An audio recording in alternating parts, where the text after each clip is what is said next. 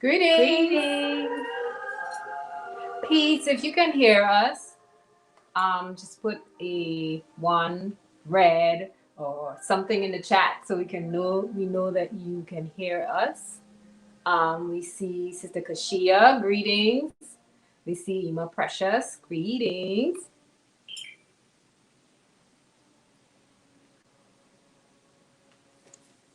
Yes, no, maybe. Okay, loud and clear. Very good. Very good. All right. How are you? All How right. is everyone doing? How's the music? Too loud? Do you need to turn it down just a little? Let us know.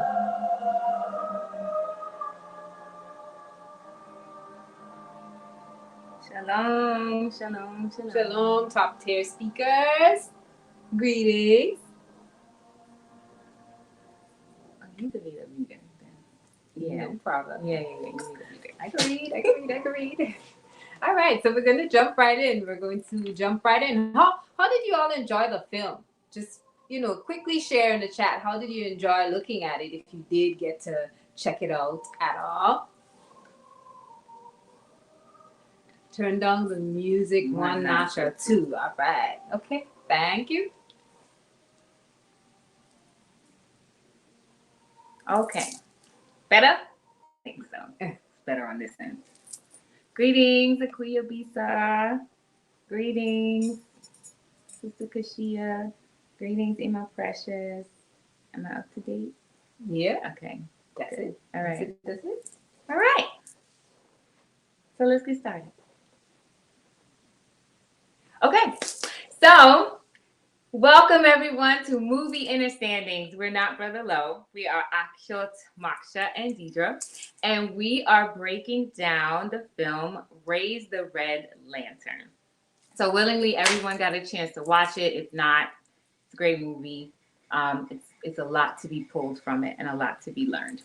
So we'll start with some basics, right? So like a little bit of history, like an overview, some of the themes that were pulled out of the film, and then we'll also go through what happens and break it down as best we can. So, as you know, Raise the Red Lantern, it is a movie set in China, specifically the Warlord area. Also, to be noted that it was a book. It is the film adaptation of a book, and the original title for the literary work is Wives and Concubines. So that's a little bit of the first bit of context and background and history of the film. Anything you want to add? No, that's it. That's good. Okay. That's good.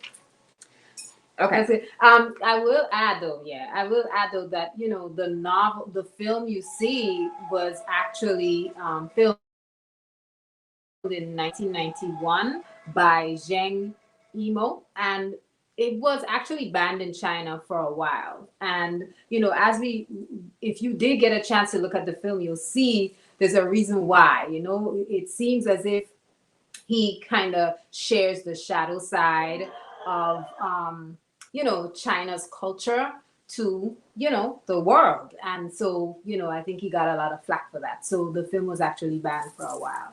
Yeah. But even though it was like previously approved, because they did go through like some historical checks and their censors approved it, but like you said, they banned it. they did. Well, now we can watch it. It was good. Okay. It was good. All right. So what are some themes? Let's talk about some themes. All right. So we can go through. How about starting with the themes of honor? So there are a couple of themes we saw coming up and showing up: honor, character. There's definitely a feminist theme, or maybe a feminist undertone here in the film. And I think a lot of the symbolism that we see in the film is actually strategically put in place by the director. I think there was there's a reason behind portraying the characters in the way he did, and so I won't give away too much of it.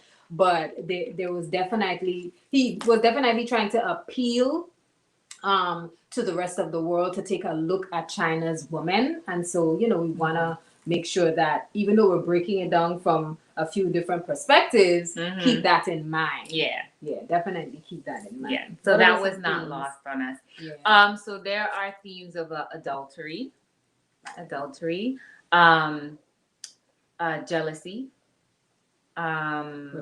revenge. I want to say conspiracy because I don't know how to Definitely. mystery, like secret keeping. Like I don't know if like conspiracy is the right word. Yes. But maybe we'll go with conspiracy unless we think of a better word. We'll go with conspiracy. Yeah, conspiracy. Definitely. Conspiracy. Because you do have wives plotting against each other. Yeah, like plotting. A lot of plotting. A lot of plotting. Oh my God. So not good. Not good. So unhealthy.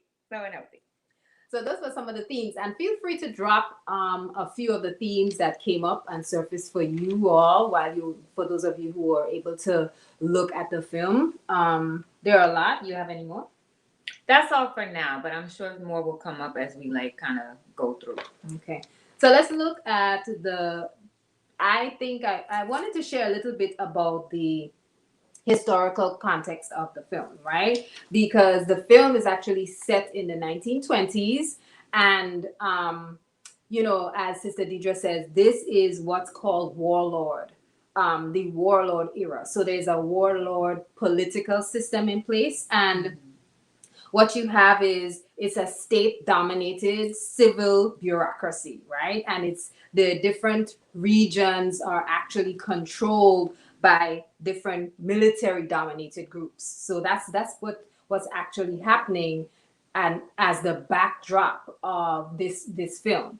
And so it helps to give some context because again, when we get into the different characters, you're going to see that the Master Chen, is we only see him coming and going. He's just coming and going, and he's always in garb, fully, like ready. So there's a little bit of an implication here. Yeah, and you know what? The filming was strategically done so you don't really see his face. Yes. Because the focus of the film is not him directly, because indirectly you see how his actions affect how the interplay between the women and him, but they don't really show his face, and that's a big thing, to not show a key character's face. So then you know, like, it's not really about him. I mean, you see bits of his face. Right. You don't really, he's not like, the no face person from like Dick Tracy or anything, but he's not the focus of the film. And it's really about the women. Even in the very first scene, it's shot from afar. Not the very first scene, but the first night. The first night, which we'll get into, it's shot from afar. So yeah.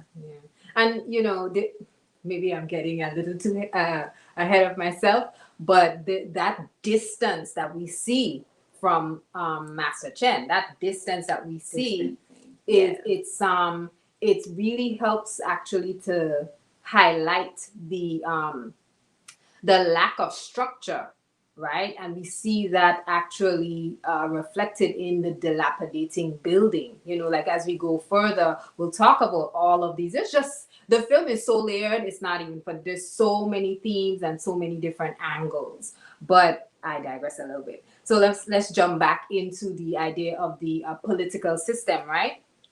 So even though it's the warlord era, and there's a warlord system, political system in place, one of the things we see is that China has social hierarchies, right? And we see that played out in its political system, but also reflected in the home, in the domestic life, right? Or domestic systems of hierarchy as well. Yeah. Men, it's patriarchal. And there's an influence, Confucius's influence is heavy at that time.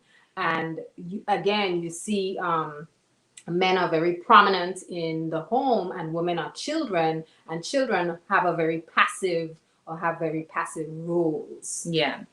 And you also see they're further away from like the city. So they're off, I guess you could say, like in the countryside-ish area.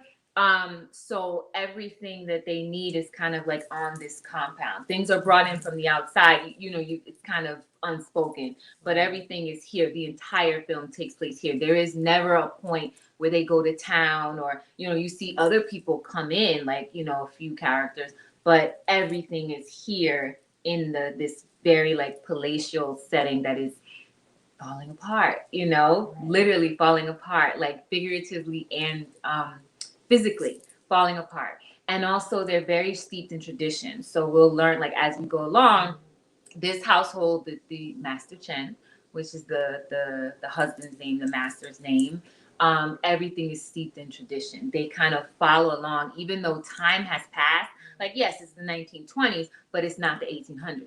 But you can see that they're following very old traditions with how they operate within the household. Hence, the lantern raising, like that is tradition. And they say it's almost a mantra throughout the film. You keep hearing, oh, it's tradition. Oh, it's tradition. Mm-hmm. Without any real explanation as to why some things are in place. Mm-hmm. Interestingly. Another theme, because she has said motherhood. Mm-hmm. So, and alien. That was Brother Low. Oh, okay. Okay, so let's get into it. Okay. Wait, are you ready? Was there anything else? Well, let's talk about let's go through the characters. Let's just go through the characters really quickly. So there are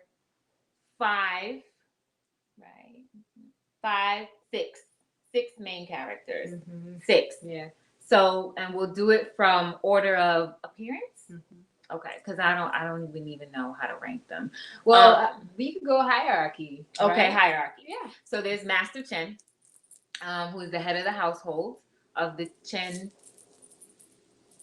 Palace, mm-hmm. And then there's first wife, also called first mistress, and she lives in the first house, which is Yuru. Yes. Then there is second wife or second mistress. I forget her name. Yo Chen, because they don't really say her name a lot, and there's a reason why. We'll get into that because Yo Chen playing chess the whole time. Ninja. So then there is Mei Shan, who is third mistress, and she was an opera singer. And then the newest, who's the main character, I guess you would say, is Song Liang, who is fourth mistress. And then there is a lesser character, but no less important. She's key to some of the events, which is Yang. And Yang has been appointed the servant for the new mistress, the fourth wife, Song Liang. And there's a reason why Yang is included in the main character lineup as we go forward. And I think it's written like Yan there, but like the way it's said in the film is Yan. Yeah. And the second wife, to correct myself, is Jo Yen. Okay. But we're going to say first, second, third, fourth. Maybe when we talk about fourth mistress, Song Liang, because it's just easier. But first, second, third, fourth. All right, let's get into it. Okay. So we open up, as Maksha said, we are in Warlord China's 1920s.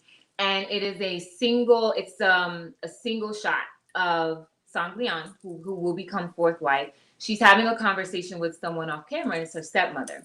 So, doing a little digging and trying to figure out how it starts. What has happened is Song Liang's father and her stepmother's husband has passed away, and the business, whatever business they had, has failed. Song Liang was a student at university. We don't know what, it doesn't matter. She was a student. So they were, it means they were like working class. They were part of like a new-ish class system that was coming up, because before, it's the aristocrats and everybody else.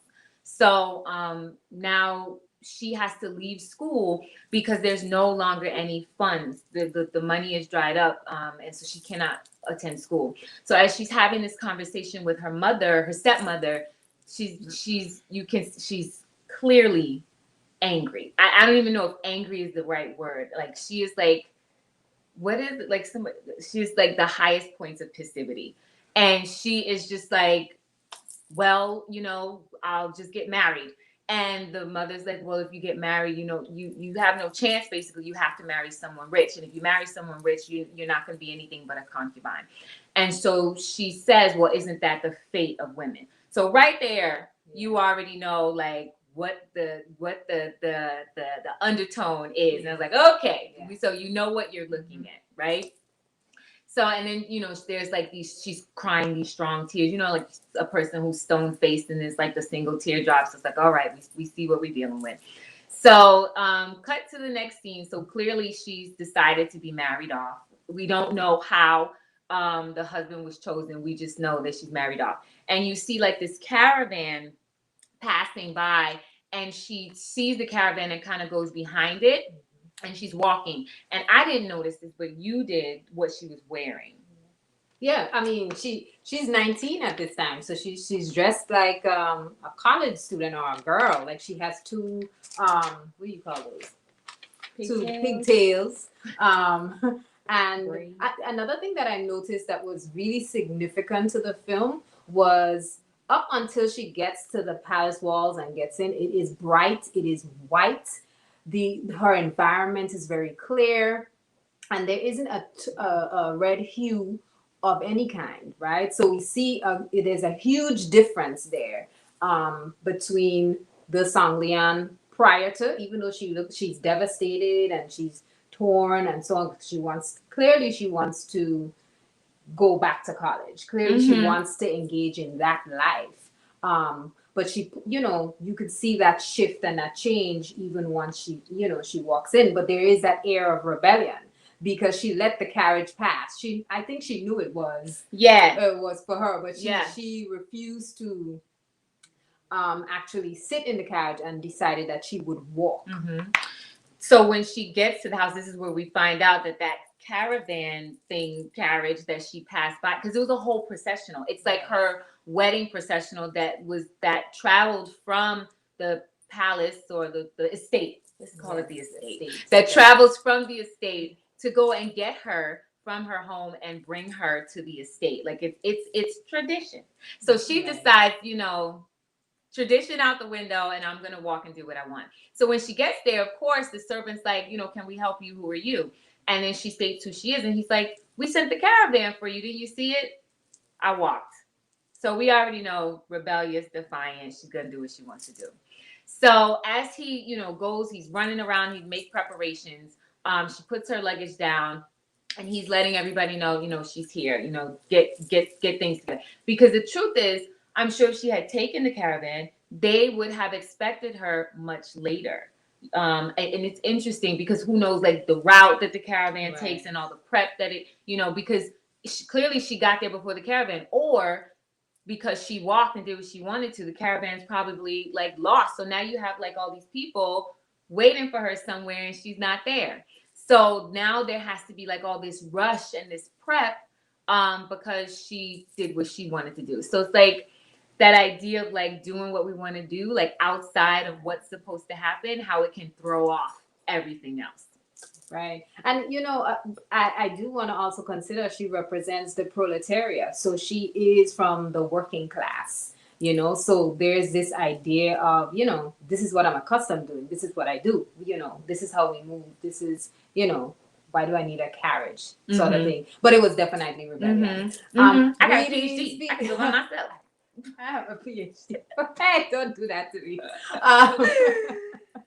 Greetings, peace. Greetings, Chief Yuya. Thank you for joining us. Thank you for being in the space. Greetings, Sister Manira. Greetings, Brother Lo. I don't think I greeted you, but I know you've been greeting and sharing and having conversation in the chat. Sister Kashia says independent. And I know Sister Manira said definitely rebellion, but I can't see the rest of her statement. Oh, she said definitely rebellion. She didn't even let them carry the baggage. She didn't. So she kind of like sat it on the ground. So here's where it gets interesting. So in the courtyard is a servant girl who we later find out is Yan. Yan's washing clothes. She goes to, now mind you, she's now walked however many miles. So she's, washing her hands in the clothes, in the water that the servant girl is using to wash the clothes. maybe that's not rude or whatever. I don't know, but I just thought it was rude. But maybe that's what people do. So anyway, she's washing her hands, and this young asked her like, "Well, who are you?" And she doesn't answer. She doesn't answer. she Like doesn't. she doesn't Deliberately. answer deliberately. And then when the butler or the house servant comes back, he calls out to her, and then it becomes clear that she's the new fourth mistress. So Yang promptly snatches all her water basins back. Promptly. Get out of here. Promptly. With it was such a snatch. It was like snatch her around the world. And Song Liang, you see, how do I say this? You kind of see her character in this moment, because she looks at Yang and she gives like this very sly smile, like not unnoticeable, but unnoticed to Yang, because Yang was looking down. And she gives this sly smile, like, yeah, you know what time it is. It's like, so she came in with this, like, I don't even know, but she came in wrong. But you don't see it, you don't really see it unless you kind of keep that kind of like, it's like you see it, file it away. And then you kind of understand why she does the things that she does. But she was quite happy to give her matching orders very quickly. So even though she came in a bit as she appeared humble, I keep saying the elder masculine chaperone and the elder female chaperone. Do not ask me why. But they're older servants. They are older. The servants, a lot of the servants are older. Some of them, Yana seems to be the only youngish one. Yeah. She might even be younger than Song Liang. I don't know. She is younger. And everyone else seems to be older than Song Liang, and like maybe the same age as like the first, second, and third mistresses. So, and I think it's important to note, maybe I'm jumping ahead, that Song Liang is there because of the death of a previous fourth wife. So she is actually replacing a fourth wife that was killed apparently by the hands of the master. And we don't know why. We don't get it. We don't get any reasoning as to why. But again, I'm going to bring out the fact that she represents the working class, and she moves into another level of hierarchy within society by being married into that homestead or that family. But it's at the sacrifice of another person's life. Right. Like, so what we forgot to say earlier is like she definitely, regardless of what happened, even if her father lived, she would have to marry someone who was the same working class, and then they work their way up, or she would have to practice hypergamy and marry up. So no matter what happens, like she had to marry up. It is what it is. And then maybe that's kind of like what she was saying, but it didn't have to go down the way it went down. Right. That was her choice. That's another theme. Choice. I would say choice is another theme. This is true. So so fast forward, it's evening, so it is now technically her wedding night. And she now we have that long shot that I was talking about, where the master comes in. I'm sorry, I skipped the spot. She's prepping to meet Master Chen. Well, before she preps, she's introduced to all of the wives of the homestead. That's the next morning. So she because I remember that because it was dirty. So she preps. And so the prep is she, all her bags are put, she's shown to where her quarters are, and this will be known, this is the fourth house. So the fourth house is basically like apartments, like her entire apartments where she resides. And she's sitting on this, like, it's not the bed, but it's a sitting area. And her feet are placed up on a stool, and this older woman comes and she starts to massage her feet with these instruments. And it's interesting because because of the layout of the entire estate, you can hear the click clack. That's the kind of like that. but less tinkly. And you can hear this resonating throughout the entire estate. And that signifies like somebody master's going to be somewhere in whatever that house is, where that clacking is coming from, those quarters, that's where master's going to be. Yeah. And we learn why later. So she's getting her prep, she's getting her foot massage. And Auntie Chow? The lady who does the massage, Auntie, we'll just call her Auntie. Mm-hmm. She's looking at her because it seems like it's a little bit uncomfortable, which this is the interesting part. It doesn't necessarily seem comfortable because Auntie says to her, you'll get used to it. Yeah. So so it makes you wonder, like, you know, what's happening, because there's, you know, things happening like with the feet. What's happening with the feet? I'm going to take a pause because Brother Lowe says something. 1920 China, colleges were a hotbed for rebellion, Western philosophies, and culture was being introduced. So yeah, it's going to change China before the war. Yes, this is before the war. This is before the Communist Party. So it's a very interesting time. Sister Kashia says, I think she wanted to assert her authority quickly to establish her place there because she knew possibly. Mm-hmm, mm-hmm. Yes, the process for prepping for the master was very interesting. A ritual. Yes, it was definitely a ritual. Yes, and you know, I want to speak to the you know, the cleansing of the feet, but also, and we learn later why the feet, that luxurious foot massage is actually a gift to each of the women. And you'll share that, but you know, when you think about the feet, there's so much we could talk about.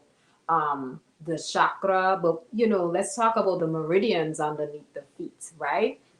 And the entire time I kept thinking, oh my goodness, the massaging of the feet actually helps to increase blood circulation and energy, or chi, that runs through the meridians that pass through the feet. And so that that particular massage is a prep, right? It's a prep for the sexual experience, right? That's actually anticipated. And I just found that that's interesting because the sound reminds me of almost like bells. And I wonder if it worked as a way of training the brain in a sense. I think so. Right? Because now every time you hear those bells, style. like Pavlov, every time you hear those bells, and I'm not trying to link everything that's Eastern to Western, but every time you hear those bells, it's almost like it's a cueing system. It was a trigger, right? And it, you know, it didn't end up becoming something that would trigger joy and, you know, harmony. There was a lot of resentment, and you know, just there was a lot of power struggle happening, just because of that particular ritual, right? Mm-hmm. So I wanted to like drop that in there. You know, the massaging of the feet is very significant in this instance because it is part of that ritual. It is a preparation, and is directly connected to activating energy and increasing energetic flow throughout pathways. Mm-hmm. So we know what happens. You know, it's the wedding night. We know what happens. We're all grown-ups here. But what is key is the conversation between Master Chen and Sanglian. And he asked her, so the first words were, how is the foot massage? Those were like, that was the first question that he asked her. And he says to her, here, I had to write it down because when he said it, I was like, what? He says to her that women are happier when their feet are healthier. When feet are comfortable, she is then healthier and better able to serve her man. Interesting. And so that brought me to Chief has a video about healthy and happy feet, and I might have screwed that name up really bad, but it is on enlightenment and transformation. It is about the foot chakra. And you know, it's interesting when we talk about the foot chakra because it's not the same as the root chakra. It is below the root chakra, which also is interesting because the color of the root chakra is red. So there are, I think, references to, or connections and lines that can be drawn to root chakra and the things that are going on in the film. But this particular thing is very directly correlated to the foot chakra. And we know that when it comes to that, it's a grounding. Like, yes, like it didn't necessarily, like the sound and like, how the foot massage was related to rituals and things that happened in the household. It was a grounding. So at some point, before it shifted into what it became in the household, remember, everything was tradition. So at some point, it was very clear that the foot massage was key to making sure that the experience that was to take place, the sexual experience, was, enjoyable, that it also, was fruitful, because we know that bearing children, especially sons, like, is important. And also that, it helps to it helps to enhance or expand the duties and what a woman is supposed to do in the household, overall. It became something different, because of choices and, character. However, it seems that the inception of it was coming from a very wise place. So. Right. I mean, Chinese reflexology, like there's that direct connection to, like the cultural, the medicine, right? Traditional Chinese medicine, or traditional Chinese medicine. And so sorry, go ahead. No, it's fine. The foot chakra, if we know that it balances everything. It's like, ground zero. It's to balance you. So even before that experience, like, it's almost like a centering, a grounding before you have your experience with your husband, with your master. You want to jump in the chat a little bit? Yeah, go ahead. Go ahead. Okay. Well, I can't see everything. Brother Lo says, like, binding of the feet, like, you get used to it. This is true. Oh, this is the foot binding is a whole that's a whole other, like, piece of Chinese culture that is, I wonder if some of it, the statement was directly connected to that act of binding the feet, or not a nod to it so much, but just, saying something about it or highlighting it without actually saying it. I don't know. Maybe. I don't know. I don't know. The statement about women and, their feet. But there are some things that happen as we go forward, that they get used to it, because there is a part, I'm going to jump ahead a little bit. There's a part where someone else, master has moved on to another house, and someone is getting the foot massage, and you see two of the women, we won't say which one, sitting on their sitting areas and positioning themselves and imagining that it's them. So they're listening to the sound. So remember, it's that sound does something, and so they imagine that it's them. So that that made me think, like, to get used to it is because it becomes something that is synonymous with well, not even becomes, it's synonymous with, I'm gonna get to be with the master tonight, which is a coveted spot, because it comes with perks. We find out that whoever spends the night with the master gets to choose the menu in the dawning. Yes. The servants treat you different, and you just have more favor. Yeah, you do. So, and it becomes a coveted spot, and one that people literally cut each other's ears off for. And it's interesting because it becomes a highlight. The spending time with the master actually blurs income. The actual spending time with their master blurs in comparison to the luxury of the foot massage. And to me, I'm being straight, it does not seem to compare. It does not seem to be the thing that everyone's serious about. What's coveted is the foot massage and the idea of control, right? Because having permission to set, the choice for food and so on, and there was something else that they were given permissions for.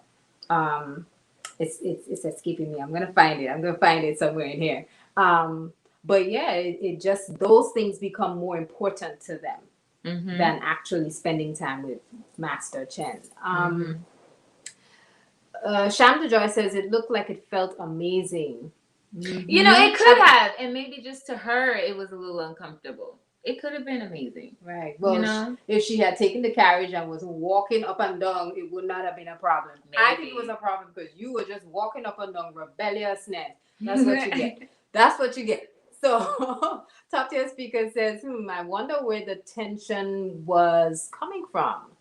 Foot massages are awesome. You know, when I first had my first foot massage, it wasn't necessarily the greatest experience. Like, number one, because I'm ticklish. And then number two, like, it did hurt in certain spots. When you're not used to, like, certain pressure, like, even if you get a massage, like, deep tissue, it'll hurt for, you know, so it could have just been her.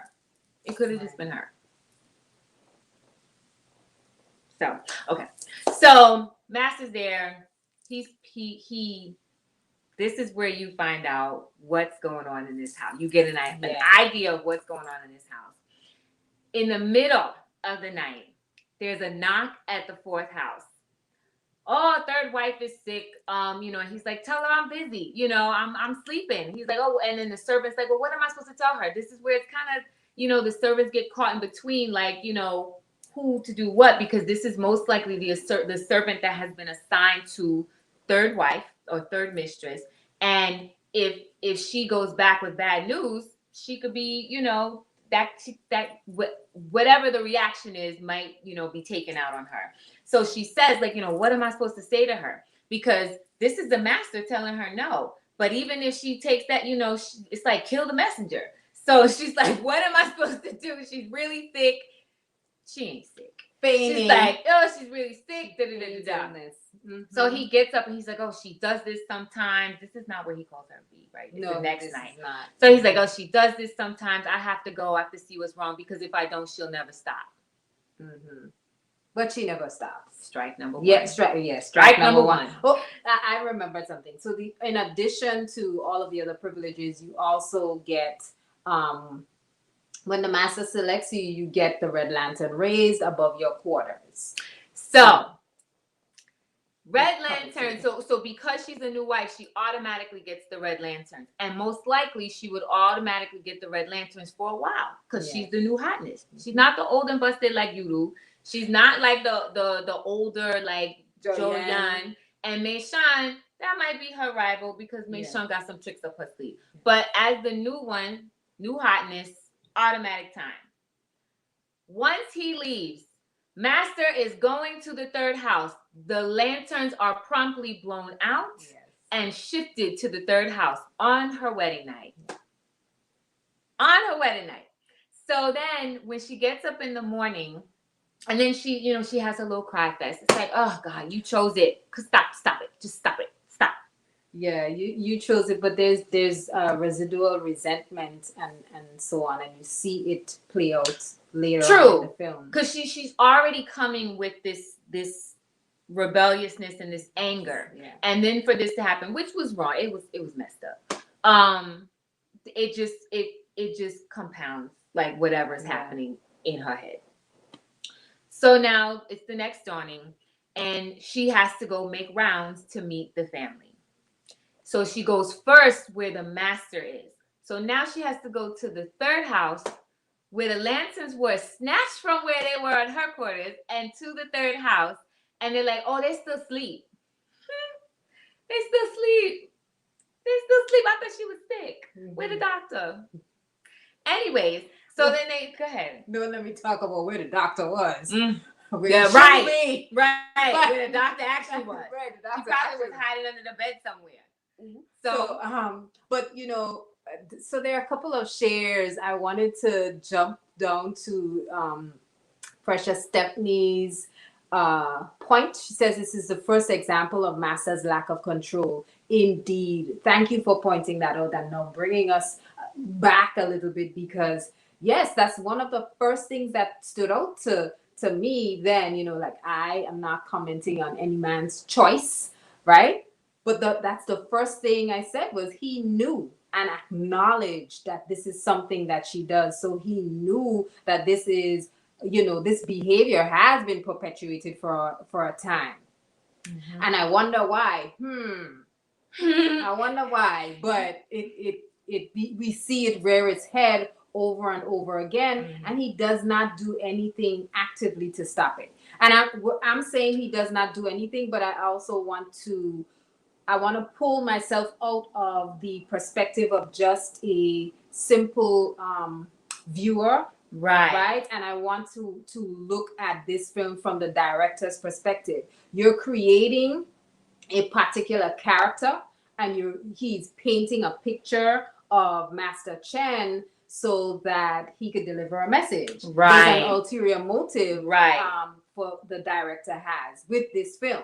So there's several things happening here. Because the reality of this also is, during this time, he's an important man. You don't have a huge house like this without being someone of importance. So he has things to do. So this kind of takes us back to the, about like foot chakras and whatnot. I have it written down here. Like, men have simpler needs. Like, as we learn in Chief's video about the feet and the foot chakra, sex, food, and sex heals the warrior. That's what it says. So he's not as complex as the women. He doesn't need all of those things. But you don't get that because of whatever the director and even the author, depending on how it's written in the book, wants to put across. You don't get that. But the truth is, he's a warrior. So there's a level of management of the home that doesn't necessarily come. It comes from him, but it's supposed to be it's supposed to be reflected and then acted out in First Wife. So that's a reality that's not necessarily shown, which is not a full picture. What do you mean it's not shown? Because you don't see whatever he may have said to First Wife, but we do see that she's kind of checked out. But I think it goes to Ima Precious's point that this is the first instance where there's a lack of control. So there's a lack of control, then there's a lack of authority, then there's a lack of, exhibiting that authority. So we don't really see the women are running themselves. Pretty much. That's what we see, right? And again, I'll keep going back to the fact that it reflects in the facade of the estate. We see it is falling apart. It's literally, physically falling apart, even though there are other structures in place, but the only other structures that are in place are those that fill desires and needs for desires. So yeah, I agree. I just think like what. Then I guess we wouldn't be having this discussion about the film that we're having. Never mind. What do you? Never mind. What was it? There was a question in the chat. I don't know who this person is, but welcome. Bill for the Hobbit. Yes, we did cover that you don't see the master's face. So that answers your question. Before we move on, do you want to answer more? Do the chat more? We can. Sister Akuya says, I missed the significance of the lanterns. Was that mentioned? It is tradition, the lanterns. It doesn't get into why they are red, but as I said, there are nods to, root chakra and things being very basic, sensual. There's sensuality, there's sexuality, sex is throughout the film. And it's not vulgar or anything, but you do know, this is what is driving a lot of the actions and activities of the women. So, but other than why they actually raised them, it could have been any color, but that's just the color that they chose. Right. I don't think it could have been any color because red is very significant in Chinese culture. And it is very celebratory. True. But at the same time, red can indicate bloodline. Red is also used to, and the wavelength of red itself, right, that we see, that hits our eyes, actually increases the heart rate and increases blood flow, literally, right? This is fact. Right. So, we see that there's that connection with the red lantern being raised as a direct indicator of where the master will spend the night or who he will, engage with that evening. So, like I think that red is being emphasized in that way. But I also did a little bit of digging too, and I think there is also a metaphor here to the Communist Party. So even though this film is in the 1920s, remember, even though the novel was written and the setting is in the 1920s, we see the director in 1991 using the film as a bit of a metaphor to the Communist Party, and the red color of the red lantern is emphasized in the film more so than it is in Wives and Concubines in the novel. So so he's using it, right? So I know I want us to have more than one perspective. Like as we're talking, I won't go into it. That's why I was like, I guess it could have been any color, because that use, it wasn't very prominent, like we learned in the novel, and the use of it here was really brought out. But no, I guess But again, I'm going back to the fact that it's red, and in Chinese culture, it is specifically used. I know we use it as well for like love and like all the other fickle things we think about. But and I'm not saying love is fickle, but I'm talking about the Western mindset, romance, romance, the romanized, right? But it is used for celebrations. It is used again because it has that amorous and sensual and sexual undertones and so on. So that's why. That's why. There are a few others. Ima Precious says, yes, the storyline is lopsided. There's a clear thematic agenda. Yes. Yes. The Hobbit says red is a happy, good luck color in Chinese. Yes, it is. This is true. Sex and sexual value in terms of bringing forth children. Yeah, there's a lot there. There's a lot that we could pull on. Ima Precious says the red lantern conjures thoughts of consummating the union and the blood. That's right. That's right. Yeah. Talk to your speakers. Yeah, go ahead.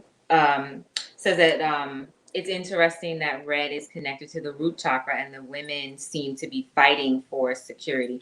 And you know what? Yeah, when your root chakra is imbalanced, there's fear, insecurity. Like those are some of the characteristics that are present, and things that show like when there's an imbalance in the root chakra. And we see all of that here.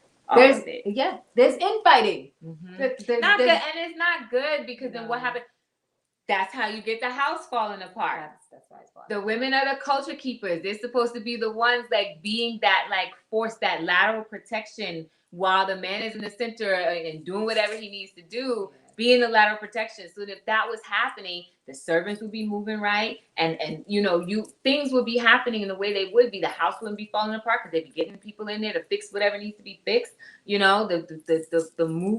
pathway throughout the house wouldn't be like these dirt floors. Like, yes. And the servant girl wouldn't have a whole shrine. She wouldn't. I mean, maybe. Okay. But she had a whole thing going on there. She had a whole hopes up high. Poor thing. Poor little Tink Tink. Poor little Tink Tink. I also found, I wanted to say too that, red is also directly connected to rage and aggression. And there's a lot of that. Some of it passive, some of it is hidden, but there's a lot of direct. Some of it is direct as well too, but there's a lot of that. And I will reiterate, this is the warlord era. So, what other color would we use? What other color? Okay, so she's meeting everybody. So she meets Yuru. Yuru's sitting there right. She's just as old as the master. She is grandma. She done checked out of life, checked out of everything. She's like, all right, well, it's good that you're from university. All right, bye. Serve the master well, deuces. And then as she leaves, she's like, so many sins, so many sins. So there's another thing. It's like, file it away. What she means. But you already kind of have an idea based on what happened on the first night. And then she moves to the second house. And what's her name? I just call her the Scorpion. Scorpion Queen comes out. She's so nice, and it's like, and at first when I first watched, like, oh, she's so sweet. This is the one you want to be friends with. Good, good, good, mugger. So immediately she's giving her the tea over tea. And then she says something really key. She's basically giving her hints on how to run the household. Oh, well, if you can make sure you can manage getting the massage every night, you can do, whatever. And it's like, why would you say that? Whispers. Yeah, that's what she was doing. Why would you say that? Wow. And apparently we realized that she does the same thing with Yang. She does the Scorpion same thing. Queen. Yes, she does the same thing. I don't know her name. Everybody else is playing checkers and she's playing chess. Yeah. And everybody's a pawn.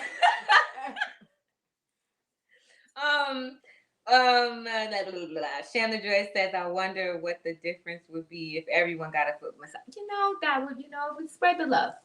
Because if that person runs can have like control and has favor, spread the love a little bit. However, we know that it is tradition. It's part of the tradition. So what could have been put in place where they didn't have all that, or just like celebrate, like, oh, so-and-so's with Master tonight. And we don't, good for her. Right. We don't see that. We do. And women good for her. Culture keepers. So, there should be a certain level of refinement for women within that type of family structure. And we don't see them actually working together or helping each other or helping to raise each other up within the homestead. That's not happening. No. Everyone's fighting. Wife 3 and 4 are fighting. And Yan is fighting a little bit passively. And Joanne is doing this. Puppet master. Puppet master. And you just said, I don't care. And we're laughing at this, but the truth is exploring this film actually brings several things to the surface. And one of them is the idea of the need for harmony within a homestead, the need for collaborative work together, and to actually want for your sisters what you want for yourself, right? As opposed to coveting and then it leading to infighting. And then you see, as you said, the infighting between them and the power struggle actually leads to the physical dilapidation of the shelter. That's a good point. You put your house in danger. You put your house in danger. Mm-hmm. There's so much going on in the chat. There's a whole lot happening. I know. We're behind. I know. I would say so. Infighting like crazy, but no proper leadership. That's what was shown. That's it. Warlord era, a lot of rage and aggression because the country is fragmented and not united. Mm-hmm. Yes. A dome, blood, earth, materialism, attachments, lust, rage. Yep. The fall. Indeed. Yeah, and we see the fall, and the fall is harsh. But we see too that there are many falls, because guess what? Yeah, a few people fell. Again, Song Lian is coming in on the death of a fourth wife, and we don't know why. We don't, but it's revealed to us that clearly she must have gone spitting mad. She must have gone raving mad. Or maybe not. We really don't know, and no one says. They do a lot of mealy mouth things. Ain't nobody talk, but they talk. But nobody talk, but they talk. So now, so now she leaves second wife's house, and then she circles back around, and she's not able to meet third wife. And I think at this point, Master has gone. He's busy. He's gone out. Can I interject? Mm-hmm. Third wife has elected not to meet her. That she decided, no, I'm not going out there, but my son will go out there. Yeah, she sent a 2-year-old in his royal blue. But it's a message, because it's like, I have given Master Chen a son. I don't need to really meet you. Who are you? Like, you ain't nothing. Yeah, well. Unfortunate. But it's questionable. But it's unfortunate. But that is what we see, and we don't think anything of it. You just think, okay, well, maybe she's busy at that moment. But how busy could you be? No, not after what she pulled on first night. No, She no. ain't busy. She ain't busy. That was a power play, and it was wrong. She was preparing for the opera. She was not preparing for nothing because she retired. She a retired opera singer. That's why her apartment looked like that. She reliving all her old glory opera days. But I just found it was significant at that moment that she decided not to engage. Yeah, on purpose.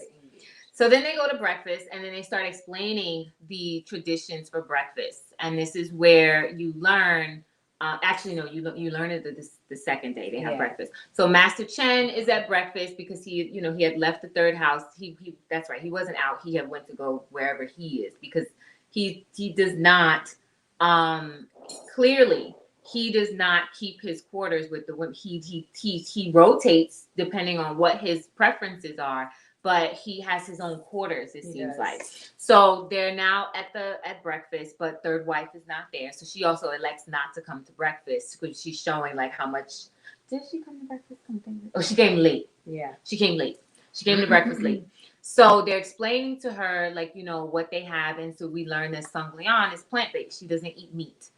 So because she's new, and he also, it seems like he kind of feels bad after what happened on the wedding night. So he's like, what vegetable dishes do we have? And so they're reading down all, and they do sound really good.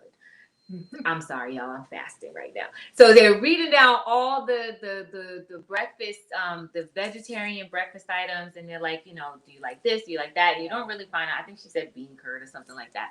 But then they start eating. They start eating, and then fast forward, second night. She's sick. So now, because she's now, Sung Leon has had her conversation with Scorpion Queen, albeit she did not know she was Scorpion Queen. She goes, okay, well then don't come back. Master Chen didn't like that. So what happens is he does this night what he should have done the first night. Tell her I ain't coming. Yeah. So he does not show up. So what does third wife do? She wakes up the entire household at she wakes up the entire household at the crack of dawn with a high-pitched song from one of her long-lost operas, and it lasts for some time. Long enough for Song Leon to search the grounds to try to figure out where she is, and you find out that she's on the roof somewhere, singing to the top of her lungs. And before she gets there, Master Chen and Song Leon are in bed, and he's like, oh, she does this. And he calls her, he's like, she's such a bee. Like, she does it. So you know this, and you have not put a stop to it. Like, or I honestly was looking for like, where's first wife? Where's first wife? Oh yeah. Put it in check. Yeah. Put it in check. Nobody. They are all running unchallenged, unchecked. From my favorite movie, Lord of the Rings. Running around like orcs. Unchallenged and unchecked. She doesn't do anything to quell any of the feud. But and also she doesn't even offer any wisdom at all. Nothing. She is resigned to I gave birth to my son and I am done. Literally. But again, I want to continue to interject this because I want us to see from above as well, from the director's cut, so to speak. There's the director is creating. The person who created this film is creating a particular scenario for us to, feel empathy to what the woman and the plight of women in China, right? China, and the social status of the Chinese woman. That I think that's important to consider as well too. So yes, we're using it as a great way to look at the feuding and how it it kind of breaks things down, but also remember there's a ulterior motive. True. Yeah. True. So she finally, after her search of the ground, she finds Mei Shan. Mei Shan sees her, keeps going for another 5 minutes. I don't know. In movie land, it might have been another 15 minutes. But she keeps going, and they're kind of staring at each other, sizing each other up. And Mei Shan, literally at that moment, you see she knows that whatever she set out to do that dawning was accomplished because I have disrupted you, And, you know, if Song Leon was thinking, it was like, this is your time with your new husband. Who cares what she's doing out there? Figure out a way to drown out the noise, if you know what I mean. She could have done that. But she didn't decide to do that. She could have. And, you know, even though there was she clearly disliked her, you know, like throughout the film, I don't remember seeing her like actively plotting against Song Leon. She was right, save for those two instances, the tantrums of you know like going up on the roof and singing and so on. But yeah. Mm-hmm. So then so when she gets back to her quarters, she catches Yan and the master looking like they were either getting ready to do something or just finished. I don't know. I honestly didn't think it looked like they did anything, but this is where you find out. Master Chen knew her, if you know what I mean. Yeah. Yeah. If you know what I mean. And this is why you find out why she snatched all her little water basins back.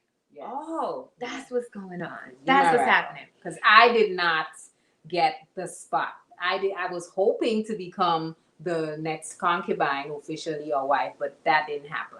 Mm-hmm. Yeah. And when she was made, Yan, they actually the next dawning, that second day, I guess her first full day, they made Yan her servant. Yeah. So Yan was sulking from the beginning. Yan was like very like defiant. She just didn't want to. And one of the oldest servants told her like, "What, you thought he was gonna make you the fourth wife?" Basically, like, you're a servant. She literally says to her, "You're a servant. Like, you can't rise above your station." Like, so it is very like almost like caste. It is. It's a caste system. It is. So it's like, so Yan was going through it. Poor thing. Poor little tink. She was going through it. So then when and so what the elder servant says to her actually solidifies that everyone in the house knew that Master Chen knew be dealing with Yan. He was So now. Okay. Deidre, you hot about all that. Yeah. There was some craziness going on. It was. So then we see so Song Leon is not too happy about that. I mean, I don't blame her because it's like her bed. I mean, you know that you are fourth wife, so part of it's like, calm down.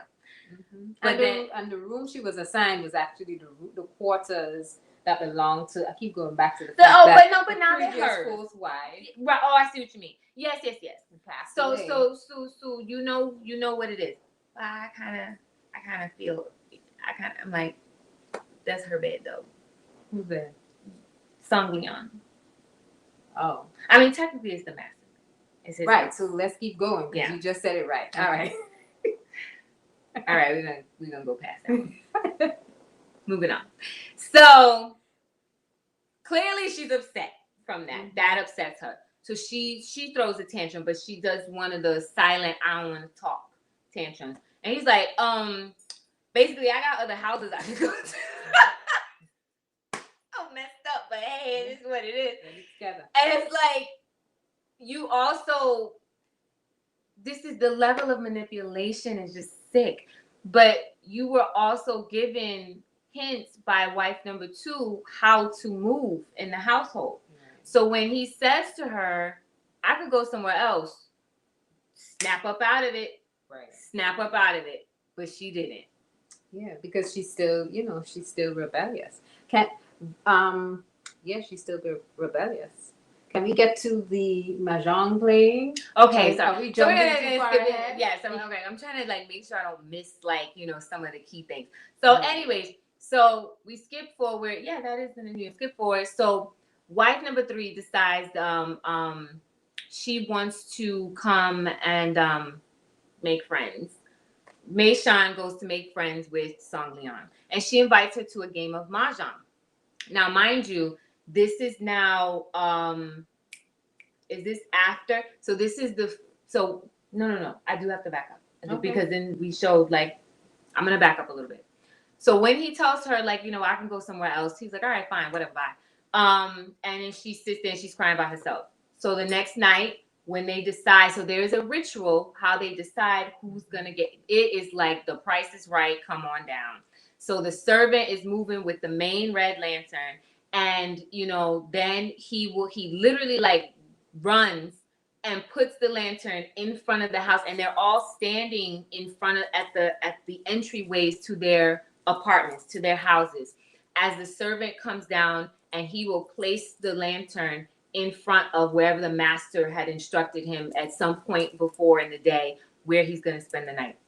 So when she throws her tantrum, lantern gets placed at third house. Yeah, that's why I can't skip. Lantern gets placed at third house. So now she's done snatched first night. She lost second night, but she messed up second morning, and now she snatched third night. But that's because Song Leon did not like play her position. Like, know your role and like be humble, So the and so when the lantern gets placed in third place, first wife just like, I don't know, whatever. She just like I knew it. And she just, I don't even think she said like she knew. She's like, okay, let's on to the next thing, because she's like, whatever. And she just turns and walks away. And then I'm gonna go to the chat in a second.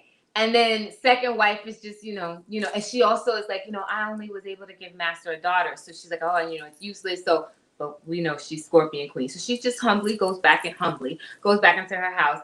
And fourth wife, Song Leon, who has now like not figured out how to move in the household, is like, oh well, and she goes back.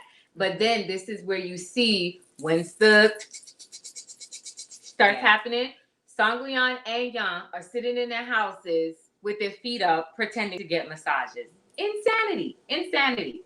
So now but they can't help it, because they again, and well, I shouldn't say they can't help it, but at this point, because of, like you said, there's the sound carries.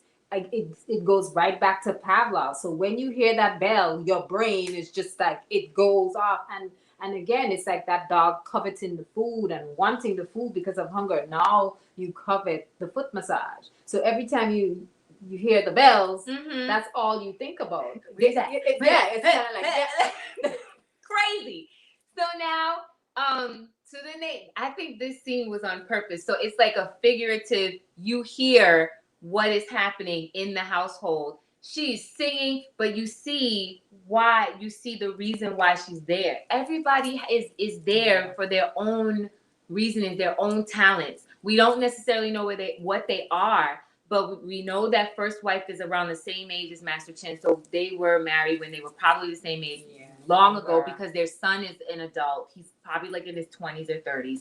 So she has a different kind of role.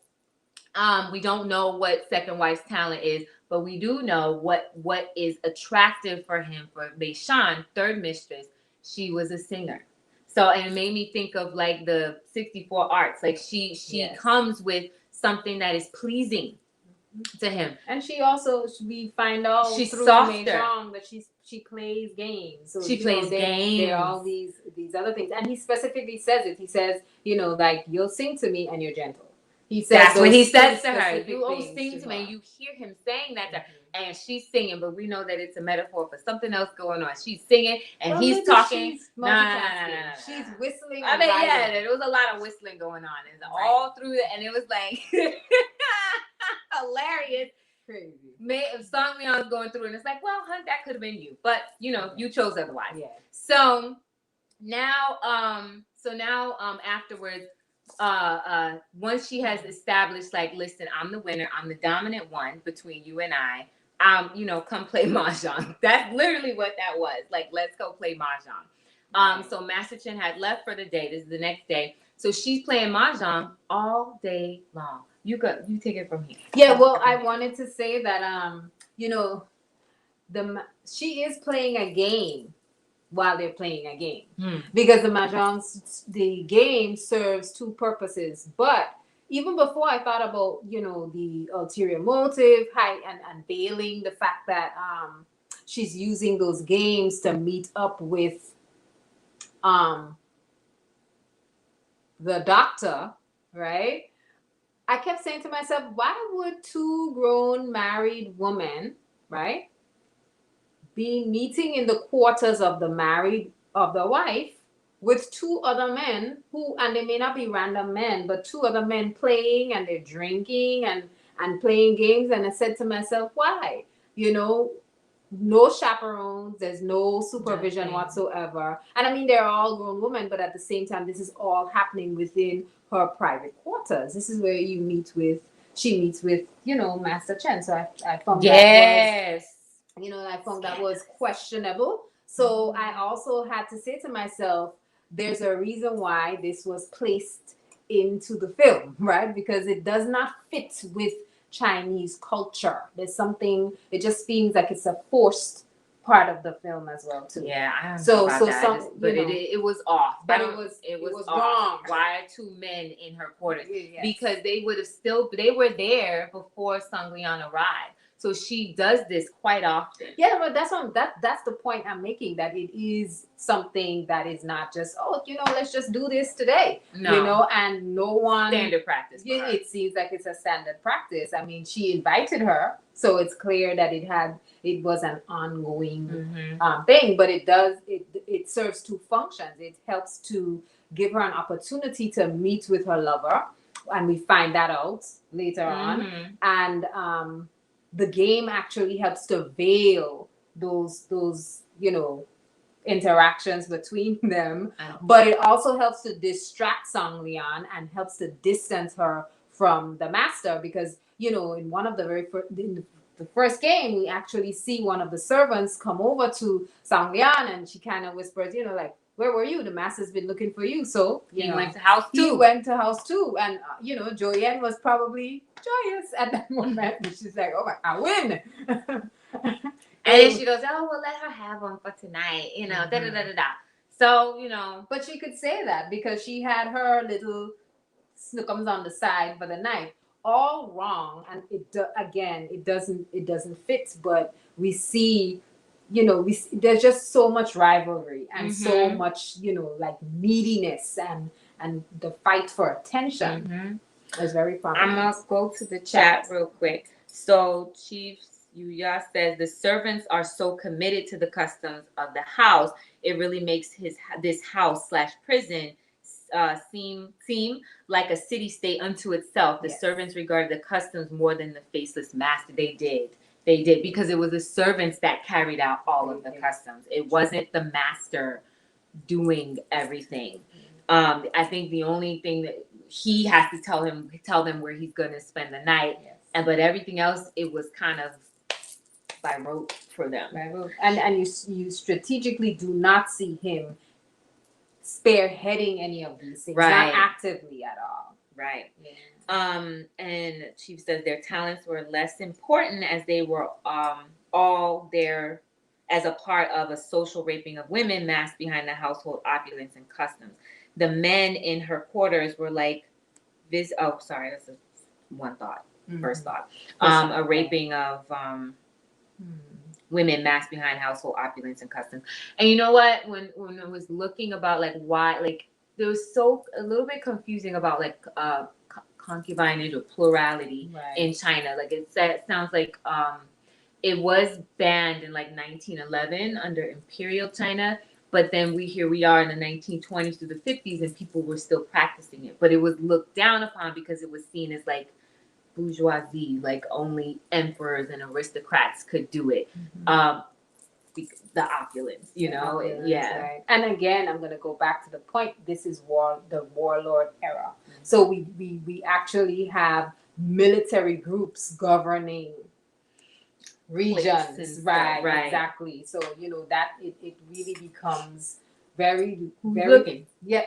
What's that? Who's looking? Who's looking? Who cares? We can, and definitely, I think there's a reason why we see them, set apart and away from the rest of the community and so on. Yeah, apart from the opulence, there's that it hides what's actually happening, right? They get to be separated. So he also says the men in her quarters were like visitors at a prison. It's always important to remember that these women were prisoners in his compound. Yeah, because you know what they did, like I said earlier, the entire film is on the compound. It's on the estate. You see them go nowhere. When she goes for a walk, it's in the compound. It's not a walk in the woods or anything. Yeah. It's in the compound, like on the estate. Because she says, I'm sorry, I skipped. Emma Precious says she used the game to eat up time. She did. She used the game to eat up time on her MD friend. Kind of bold. Speaks again to no order. Shanda Joy says maybe that was normal during her life as a performer. Yeah. Yes. Yeah. She was used. Yes. She was used to having men around. She's an opera singer. I was gonna say something else. I'm gonna say that. Okay. Yeah. Mm-hmm. Because she says it was also time to gauge the other wives' commitment to the husband. A righteous wife would have told.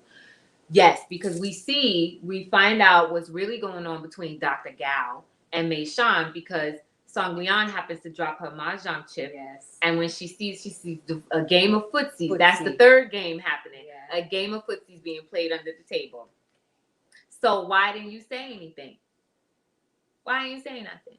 Because she was mad. I really think like she was mad. Oh, okay. You doing stuff with Yan? I know something that you don't know. Mm-hmm. I think that has something to do with it. And also because we already know she rebellious and angry. She came in angry from the door. She did. She came angry. I wanted to the point is very potent. The point about the state being that of a prison.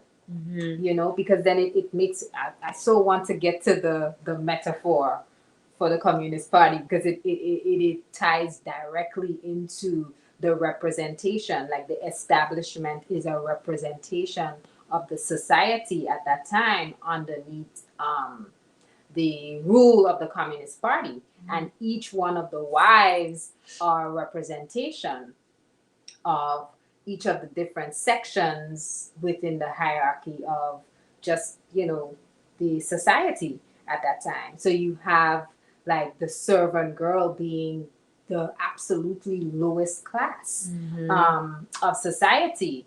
And then you have the, I guess, what's her name? Song Lian represents the working class, right? The proletarians, the proletarians. And then you have, what's her name again? Jo Yen.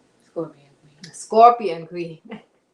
We can't really tell, like, again, how she functions, like what her skills are, because we don't know where she comes in, but we see Mahjong is like the artist, and there's a whole, the trained person, the artist, the skilled part of society.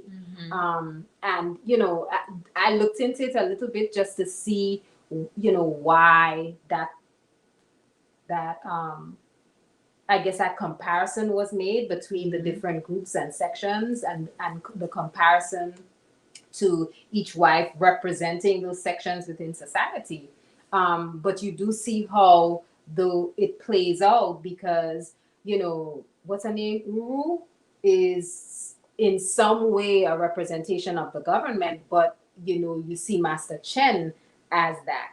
And what they do is they use the lower class, to their advantage. They use the Jo Yen is kind of like, she is a representation, I remember, of the army in a sense, because she's the one plotting, she's scheming, she's constantly using others for her gathering intel for her benefit, right? But then you also see Yan, who is at the bottom of the society, and she's trying to come up, but she's being used as well. And the connection here is to also think about, sorry, I'm inserting this whole thing in there but it's important to think about this part in the Chinese timeline, right, in Chinese history, where that's called the leap forward. And with the leap forward, what you find is that the government that ruled at that point, the communist government, decides to utilize all of the agrarian and the farmers and the lower class and the lower servants, utilize them for to create and to make steel, because their hope is to move the economy from an agrarian economy and to industrial. But what happens is that there's famine, and there's just absolute destruction. There's a lot of executions that happen, and I'm introducing it here because you see the same type of power struggle and dynamic happening with that. So it seems like there is that idea that each of these women did indeed represent these sections within the society at that time. Chief says like the women fell immediately into competition. They became enemies before even plotting on how to escape the situation. I see this as a larger social statement. The servants were the most disempowered. You know what? And that idea of the prison, because I mean, I don't know what happens in prison. The only thing I can tell you is like I saw something on the first 48 days, or locked up on A&E. But it makes me think, like, when people are in, like, there's a fight for survival. It's like every person for themselves, every man for himself, or every woman for themselves. And so the infighting starts. It's like, because you move into this, like, I got to survive in this environment. And there was no how to thrive in it, but maybe there wasn't. And so the goal should have been, how do we leave? How do we get out? Right.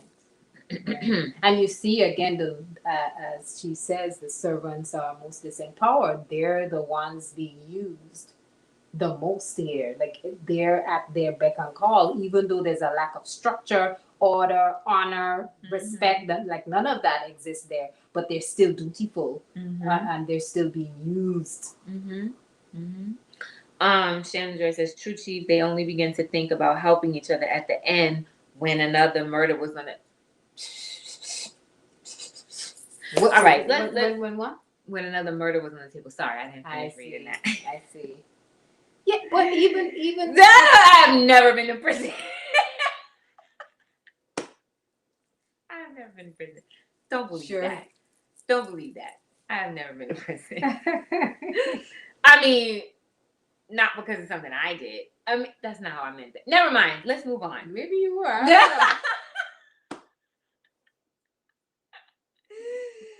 Let's move on. Moving on.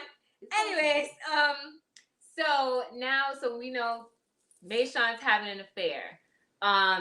Then she meets Fei Pan. Fei Pan is not a main character, but he's important because I think he's more prominent in the book. Fei Pan is the eldest son of Master Chen and his first wife, Yuru. And he, Song Liang sees him, or hears him rather, because he's playing his flute. And you see instantly, like, there's this unspoken attraction between them. And to the point where she goes to look for her flute. Like, so the baggage that she came with, in it, there's a man's shirt, most likely her father's. And there's a flute, which was like a family heirloom, but she couldn't, and you see these things because like on her first night, she's kind of like reminiscing and going through her things, and then she puts it back. So when she goes down back to her quarters to find the flute after meeting Fei Pan and talking, by the way, Yuru, first wife, she must have had like spidey senses because she knew Fei Pan was on the roof talking to Song Liang. Somehow she starts calling him from across the world. Yes. Come down here, whatever. And it's just like, because again, you have to remember, Song Liang is 19.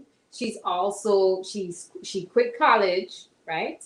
To marry up, but at the same time, he probably represents everything that she would aspire to, or everything in a man that she would aspire to marry. In that sense, or meet in college, or right, because we don't know where he is. Was he at school? Or we don't know where he is, but he does not live at the home right now. He's somewhere. So she goes to go get a flute. It's not there. Come to find out, Master Chen thought it was a lover's token from some previous relationship, and he had it burned. She has another tantrum, and he's like, but the key part is here. Women were not allowed to have flutes or play the flute. He says it. So it was. It seemed like it was more about like, well, I thought it was from a lover. Like, yes, they're not allowed to play it, but so much stuff happens in that house that's not supposed to happen, and this is the one thing that you focus on. Right. So it was more about, I thought it was from a previous lover. So there's that need to control every aspect. So you see, you know, that idea of prison and being in prison, definitely. That I didn't even think about the idea that it looked, you know, it's more like a prison, right? I guess so, because the gate was closed when she got in there. But right. anyway, so now she's upset. She's upset again. Oh my goodness, I think I'm losing some time here. After the flute. What happened after the flute? After the flute. Let's go to the chat. Oh my goodness. Nah, I don't know. The chat's not giving us anything. Oh goodness, what happens after the flute?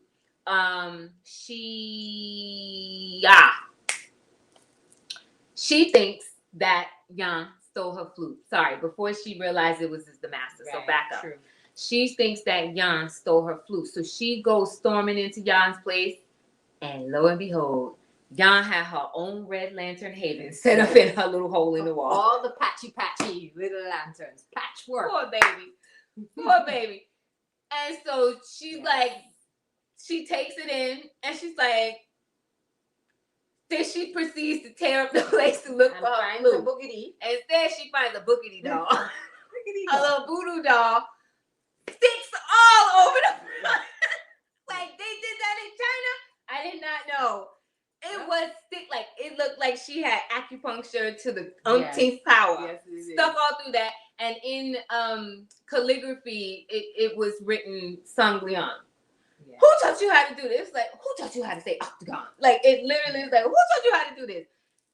To write specifically. So you do see that because she's a servant. Yeah, she's a servant. So there's a level of illiteracy, most likely. Yes. She's illiterate. Who taught her how to do it? Scorpion Queen. So that's where we find out who's pulling the strings there. So puppeteer, puppet master. Dance, puppets, dance. Because that's what was happening. She says, if the master is the state, notice everything ends up with him, ultimately. They compete with each other, but instead of patting themselves on the back, they seek reward from a master they don't. Nothing else to say. Maybe except Yan. Maybe. Yeah. None of them love this man. Yeah. That means you don't respect him. No. That's why there's no discipline in the household. None of them. None of them. And I'm just like, what? It was all opportunity for them. It was all an opportunity, you know. But if you house women in a prison and they're considered prisoners, then, you know, what else do you expect? What else, you know, like what else do you expect? Yes. You know, and you could tell that there wasn't even education, right? Because you see Meishan, she sings but you don't see an advancement in her skills or her taking on new skills. And even with the idea of the flute playing, and considering Sang Liang would have left college, you don't see any of that present there. There are no books. No. There are no, you know, which is very strange. Like the more I think about the film, the more I see prison. What was they got books in prison. They have at least there, but you know, here it is clear. And so this is where it takes you back to the comments made by Yuru and Master Chen about it's good that she being educated.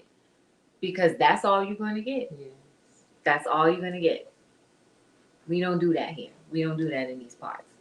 So she finds out. So of course she's devastated. So now Master has been spending more time with wife number 2, and she wants to try to have another baby because she wants to try again to have a son. So she's, you know, doing massages and like, so you see, she got her tricks too.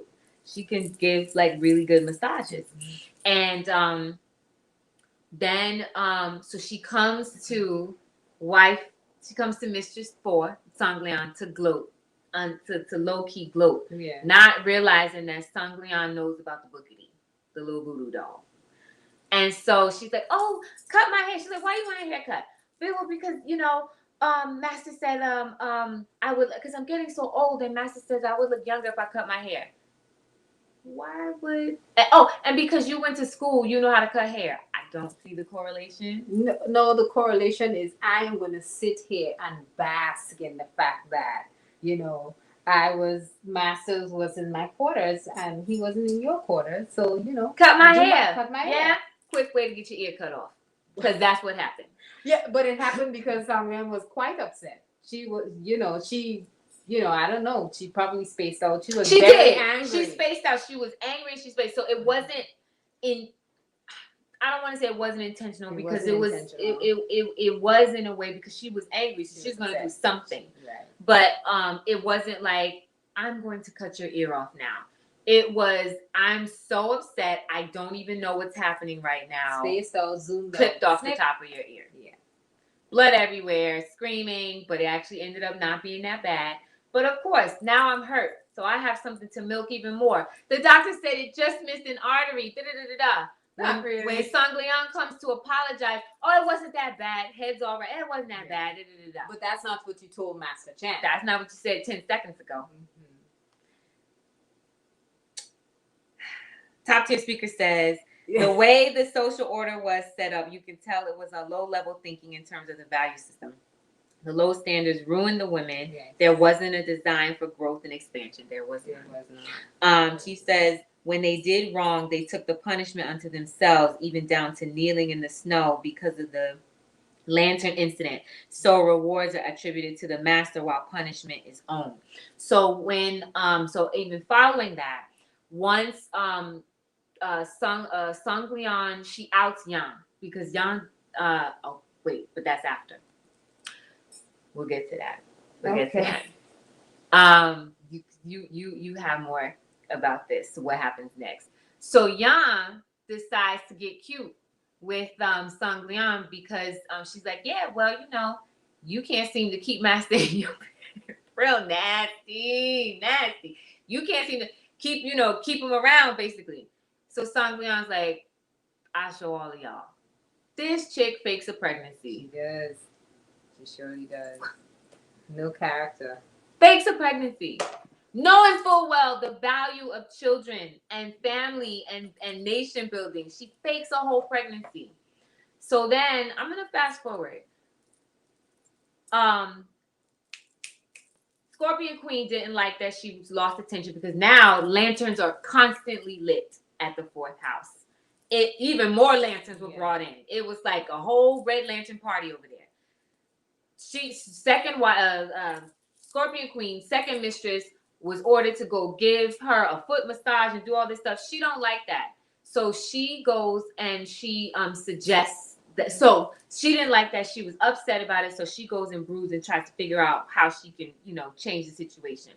Yan is washing clothes and realizes that there's blood in the clothing, meaning either you miscarried, but it wasn't enough to be a miscarriage, or you are still on your menses. Yes. Your menses are happening pretty regularly, which means you're not pregnant. Right. Yan goes and tells Scorpion Queen because that was her mentor. Yes. And then Scorpion Queen suggests, I'm so worried about Sung Leon. Why don't we get Dr. Gao out here to check on her? Dr. Gao lets Master know she's lying. She ain't pregnant. Promptly, lanterns are blackened. You would have never thought there was lanterns there. Because not only does lanterns get raised outside, they're actually in the quarters as well. And there are some lanterns that stay within the quarters. All lanterns are covered with black fabric. Because and indefinitely, we don't know if she'll ever come off it. The whole pregnancy, it was a lie. Right. So then what happens is, this is to Chief's comment about the kneeling in the snow. Right. She outs Yan about the lanterns in her hole in the wall quarters, and so Yan is made to watch as they burn her lanterns, her makeshift lanterns in front of her, and she kneels in the snow. She sits there. She didn't have to stay there as long as she did, but just out of her own being upset and just devastation, she stays there. And this time, we're going through seasons here. Yeah. So by the time this happens, it's winter. So it is snowing. she falls ill and later dies. So sad. So sad. She says, I would be curious to see if you women perceive this idea of marriage without love, but only competition as a product of plural marriage. Do you see the customs as human rights violations? Okay, so I'll take the first part. I guess that's also to us and the women in the chat. I don't, so I'll take it from the bottom to the top. Everything has choice. I did not see this as human rights violations because based on the beginning of the film, she had a choice to do A, B, or C. If you want to be okay or marry up or whatever, if you marry a rich man, you'll be a concubine. Okay, well then let that be it. That was also a kind of a impetuous, like, fine, whatever. That was your decision. So I don't think it was a human rights violation because she did not have to go into that situation. Does it mean that she didn't like, maybe she did a better life means she would have to marry up? You know, that probably was, something. I mean, you don't have to do that either. You could stay single and die, or you could just marry somebody poor and y'all just struggle for the rest of your life, where you figure out how to come up together. But I didn't see it. No, I don't see it as a human rights violation because there's choice in everything, and that was, she made a choice. Yes, the choice of household where she went to was insane. There was insanity, but it was that lifestyle of plurality was a choice. She decided on that because it was clear that necessarily didn't have to be what she chose. But you didn't want to live without money, so right. And to a certain degree, I don't know. I think the conversation in the beginning, it made it appear as if she had a choice, but I don't think she did. I think it was her only way of redemption. Like, because what else would she do? What else would she do? So it kind of just, well, she says you need to marry a rich man. I don't. Yeah, she's like, I don't know. Oh my goodness, I wanted to see the first part of the question. Oh, again. I would be curious to see if you women perceive this idea of marriage without love, but only competition as a product of plural marriage. I don't think so, because there are plenty of people who are married who can't stand each other. So that is not a product of plural marriage. I think it's a product of bad character. Lack of authority, lack of direction, lack of structure. All those things we do see in that. Like, we chose this film because of the, how unstable the whole thing is, or the whole thing was. And, it was to really highlight some of those major gaps and those major areas that we see that led to the actual, just the destruction of a whole homestead. And we're calling it a homestead, but again, I don't know what I'm going to keep referring to Chief's point. It's a prison. It's a prison. I don't see it as a product.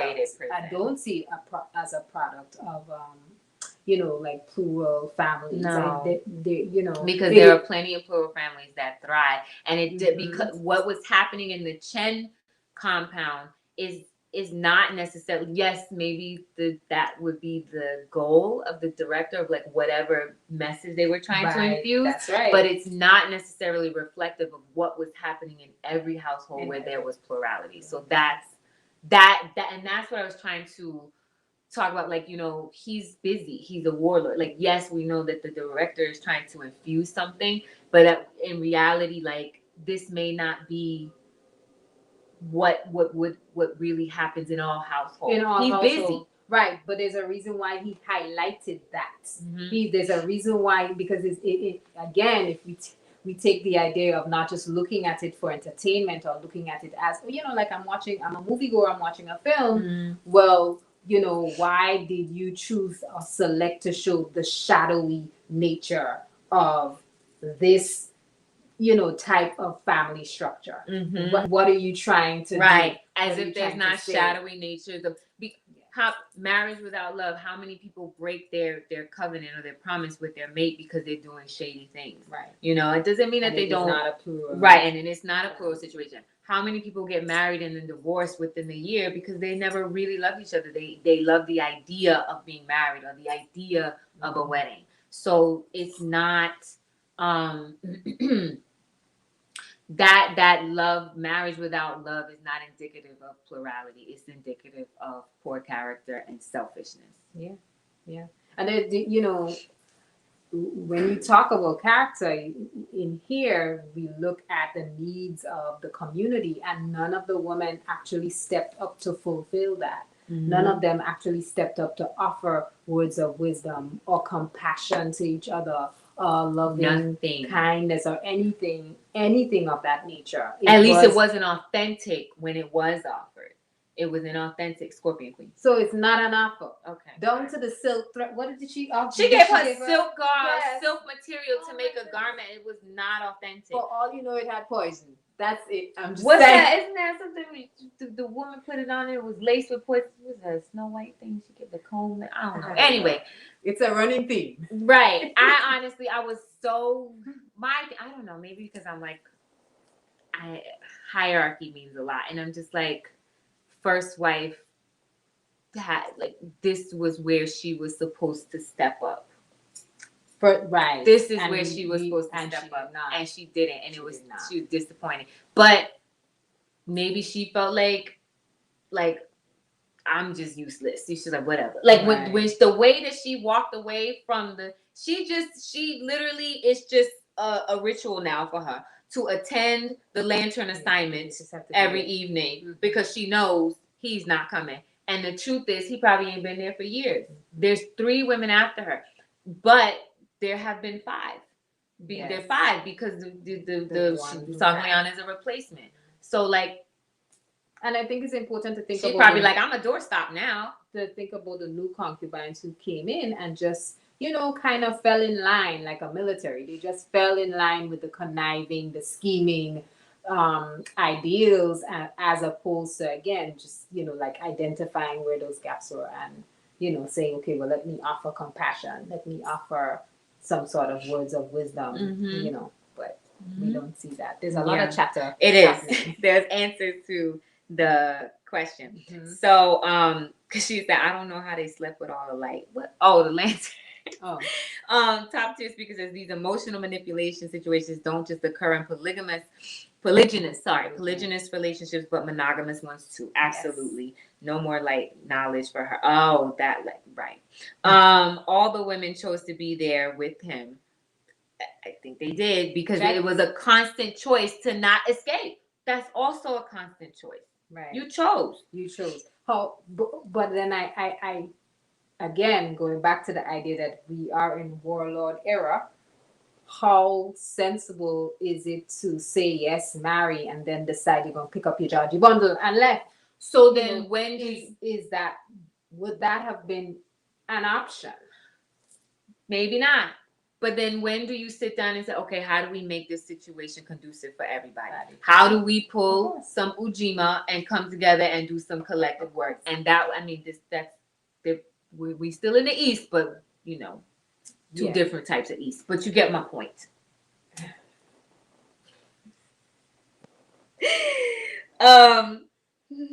Peace, brother Zach. Peace. Top tier speaker says, why did she feel like she couldn't finish school and get married at the same time? Well, I guess that's the whole thing. Maybe that wasn't.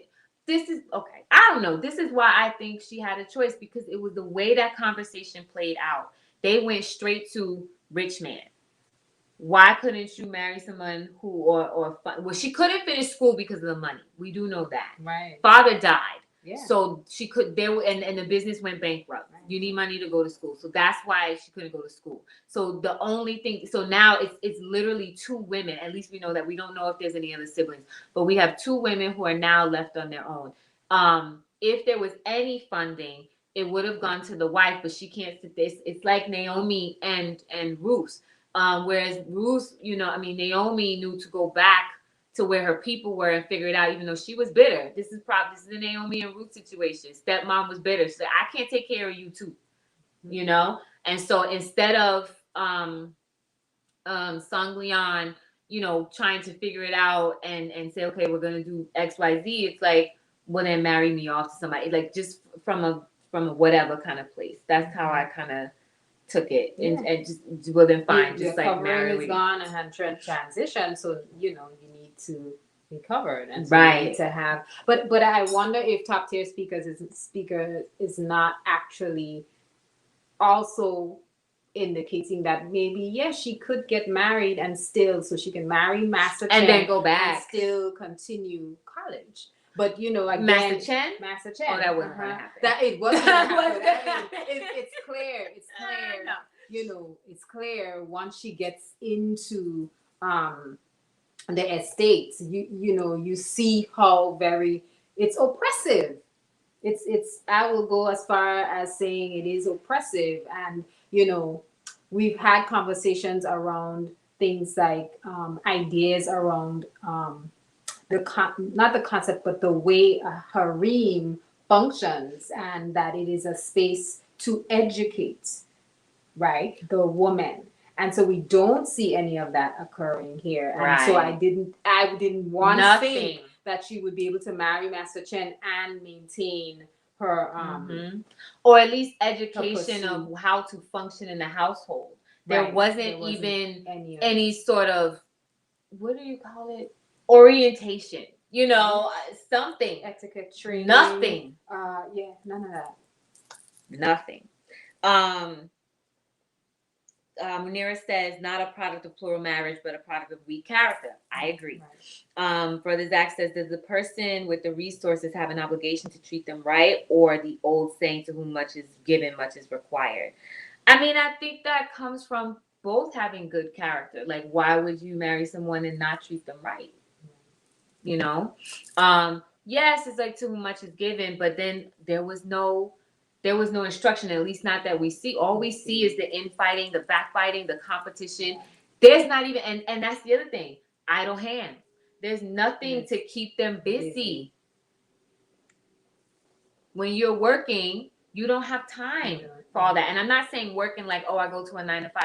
When you are working towards the benefit of the household, and that is the goal, and everybody's being that lateral protection, there's no time and space for anything else. Yeah, you might have like little spats here and there, but like the goal is clear.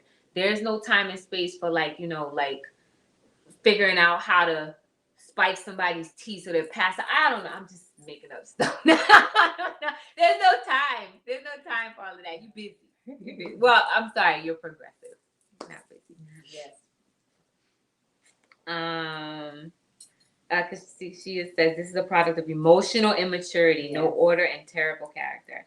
Chief says, I would say he did treat them very well, but the trade-off was the liberty. So they traded liberty for luxury with a side of tyranny. And I wonder if that's partly why you never see his face. Not completely. He's literally faceless. Oh my gosh, we missed a lot. Oh my gosh, y'all talking. Yeah, there's a lot going on. We're gonna keep going. Oh my goodness. Precious says, I don't think the idea of marriage without love or competition is a product of plural marriage, but rather part of prideful females and egoic conduct. There may be one reason why it was right. There may be, well, yeah, because they, you know, part of it was sorry.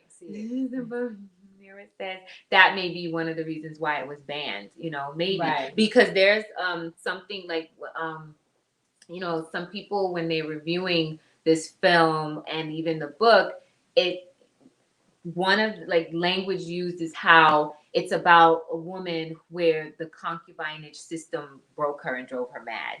And so maybe that is like a thought on how people looked at it, but there has to be a look on like what's happening in the individual household, because if it's run correctly, those things don't need to happen. I'm gonna skip ahead. Sister Kashia says, I question the character of the women coming into the union. Yes, it was to be covered and submitted, but the submission was only in action, not the mind. True. Yeah, that's where all that like stone faced crying, you know, because there was something else going on in her head. Top tier speaker says, Brother Zach says, makes me think of the old saying, you want your cake and eat it too. You can't be kept without giving up something, I would think. Yeah. Right. Top tier speakers, and I went too far. I don't think it was easy for the women to offer words of wisdom when they all were mentally in bondage. Sure. Yeah. So they were victims. That's a hard one. I mean, if we're thinking of it but it was a trade-off. So I don't know if you become a victim if you traded your liberty for luxury. Do you get to claim victimhood? I don't know. You traded liberty for luxury. You are imprisoned, but at the same time, you up.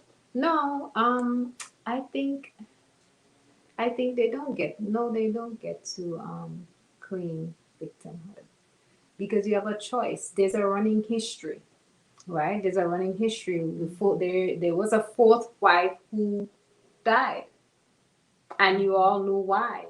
And she may have been driven mad too by you all. Like, we don't know who plotted. We don't know what led to her death. And you said it in the beginning. First wife, says it. She makes a comment underneath her breath.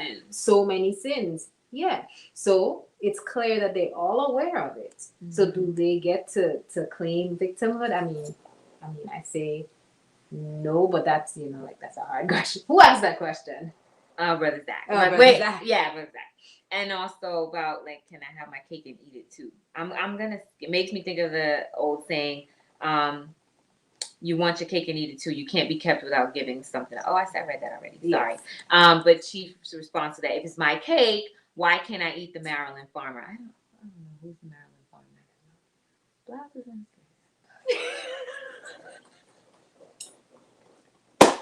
oh my goodness. I don't know. Chief says she had as much choices as any citizen does when they are coerced into the rules and traditions of the largest site. I think it makes more sense when you see the songas. The songs? Songas? Mm-hmm. Okay, but we're behind, so maybe there was some clarity. Yeah. Oh my gosh. Clearly, I'm trying. Clearly, there's no leaving. It's die naturally or die in the dungeon. Right. We're going to get there. We're there. Would it be safe to say that these women had more of a Western mindset entering into the Union? I don't know about the first three, mistresses 1, 2, and 3, but with Sanglian, because she is coming from that new kind of class where, I'm in school, her probably. Because she says, yes, the eldest mistress could have ended most of that. It's like she had the son, so that was it. Her place was secure, forget everyone else. I think that was some of it, but I also think it was like maybe she just decided I can't compete because this is insane. I can't compete. She's like, I'm done. Right. I can't compete, but also again, they're living in tyranny. They're living in, yes, I've signed off my life for this, but at the same time, I can't get out. There is no get out. Oh, right. Chief clarified. He says, when you see Sanglian as the everyday citizen, so she had as much choice as any citizen does when they're coerced into the rules and traditions of the largest site. I think it makes more sense when you see Sanglian as the everyday citizen exploited by the machinations of an oppressive government. So it's like, then maybe in that case, she is a victim. They are, and when you look at it from that angle, they're all victims. That's why this is a very layered and interesting film. So that brings me right back to that metaphor, that the wives are representations of different sections. Of different sections in between, within the communist society, right? Where you do have the government forcing the lower class citizens into different areas. Like, for example, they took them all away from farming and directed them to create steel, and that is a real that's a real experience that occurred. So I connect what Chief is saying, seeing her as that citizen to that. Or are you saying yes? What do you see? Yes, he says, why would you orientate your competition? Korean grocers don't come over to Sister Dottie's jerk palace to show how to get cheaper produce. But okay, if this wasn't Korea and Sister Dottie, this was Korea and Korea, right? Yeah. I don't know. I don't know. No, they just set up shop. No, they just set up shop next to the jerk place, right? Okay. They're not gonna orientate. They're just gonna set up shop and they're gonna compete. Yeah, that's market woman lifestyle. Brother Zach asked, was his face never shown because he's supposed to be seen as the god of that space? I don't know. That's a good question. That's a good question. Yeah, that distance. I saw it because she said, "Oh, right." Also, she thought the same, like him being unseen. I saw his face being shadowed as him not being in full control of his women in some way. They were always shown in light and color, reflections of him and his way of rule. She says, I would say the movie is also about how social rules can violate our human rights, driving us insane. Also, you see the replacement of concubine as a systematic recycling of workforce population. That's true. Top tier speakers, I think anyone who lives under an unrighteous culture are victims until they are able to free themselves through a righteous culture. How easy is it to choose a different culture? That's interesting. Because yes, different angles. Because when I was looking at this film, in my head, I'm like, well, these are all the same people. They keep the same customs. They keep the same culture. But clearly, it's not the same per household because, like, they're in the household, they're following tradition. But it doesn't mean that I know this tradition, that's your tradition is also part of your culture. So just because they all look the same doesn't mean that they're all following the same culture. They're following what the system tells them to do. Sure. So ultimately, you don't see value in it. You only know that I need to conform so that I could exist in this space and kind of fit in. But there isn't value or respect for those traditions at all. Right. So it's a means of survival. Right. And this is why I still say it's like there should have been a coming together to figure this out in the household.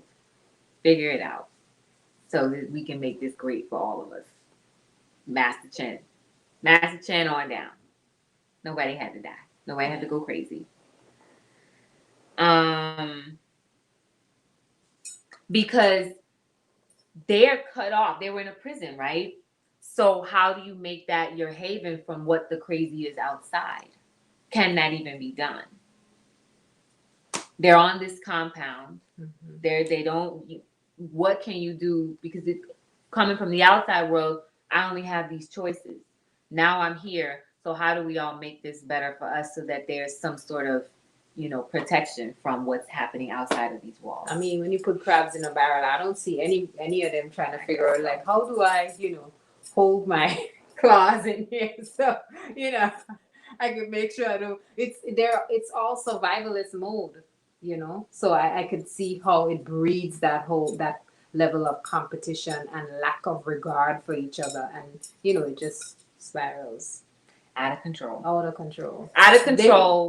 To the point where Jan, I'm gonna move back to the film because we gotta finish this. Yes, we do. Jan dies. Now, Song Leon is slowly losing it, and at some point, mind you, her lanterns have been covered. They black. Everything in her quarters is black, covered up, and so she reveals to wife number 2. Why she talked to the Scorpion Queen is beyond me. She reveals to wife number 2 that Meishan is having an affair. Well, you missed out. The piece that you missed is that she was drunk. Right. So she started drinking. She was upset. Right. She was drunk with Jan's death and everything else. Because she knew it was her fault. She knew it was her fault. Well, I mean, she's drunk. And because at what point there is some understanding that okay, maybe there are victims, but what point do they take responsibility for the actions that they chose within this situation? Your actions are still your own. Yes. But she, even though she's feeling guilty, she drinks and she does the same thing. Right? So even she does the same thing with Meishan. She tells all Meishan's business to the second wife. And get some things good in the chat. read it. No. Okay. So, because we're still behind. I think top tier speaker says, I think anyone who lives under an unrighteous culture are victims until they're able to free themselves through righteous culture. Oh, I read that already. Yes. She says, no, but it was competition that exists within a society. I think that was an answer to either something we asked or something someone else asked. Brother Zach says, so would it be like they saying the greatest trick the devil ever played was convincing people it never existed in reference to the social system and choice with the ladies?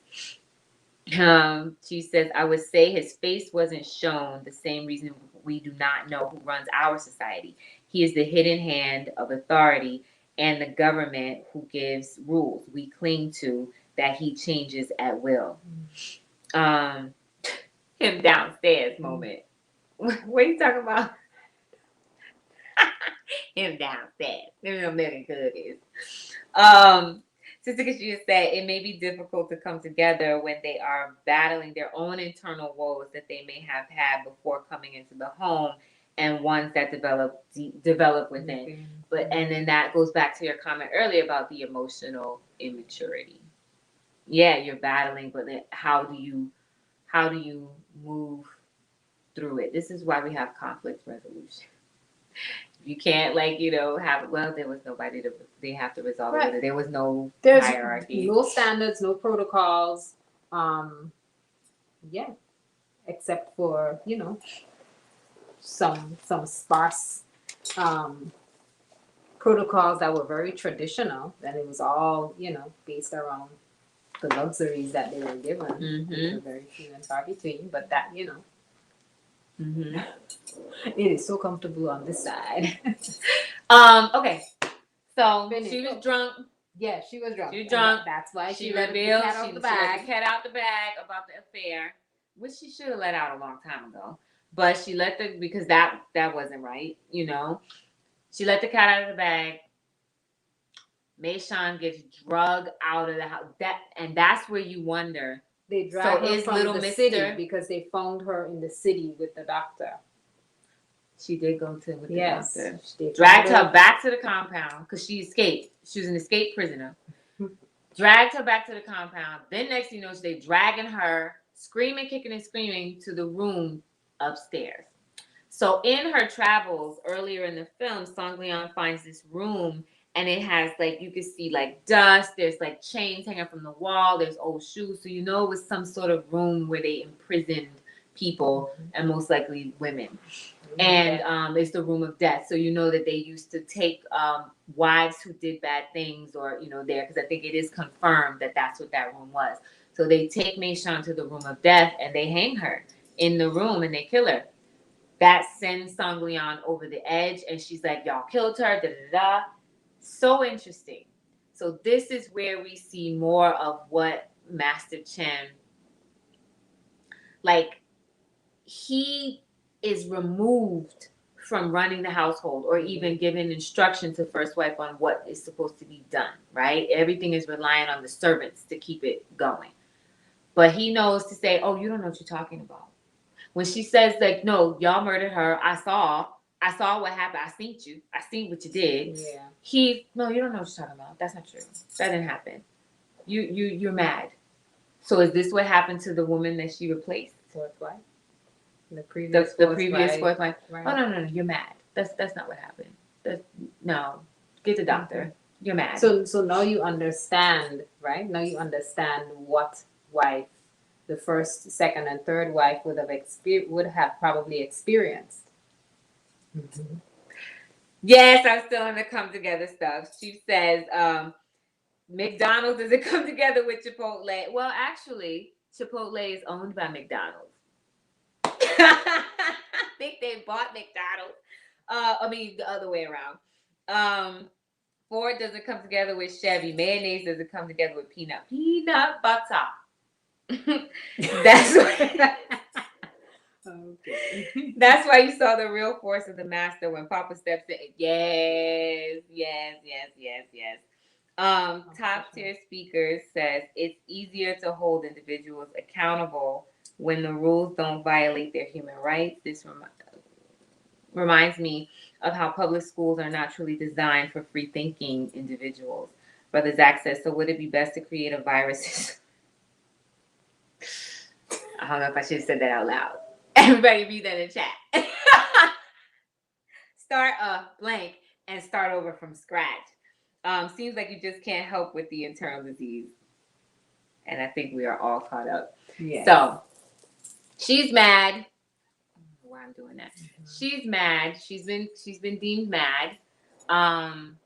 So now the end of the film, which I don't know if you can see it, but this is the entrance of fifth wife, because she's mad, but she's still in the compound. So she's still fourth mistress, but fifth mistress has now been brought while Songryan roams the grounds in her school uniform. Mm-hmm. And back up a little bit. There's a part where we see almost like a haunting of Meishan haunting her own quarters, because all the servants begin to gather and they're like, everybody's susuing and having a grand conversation, like whispering, but all scared at the same time because they hear her singing.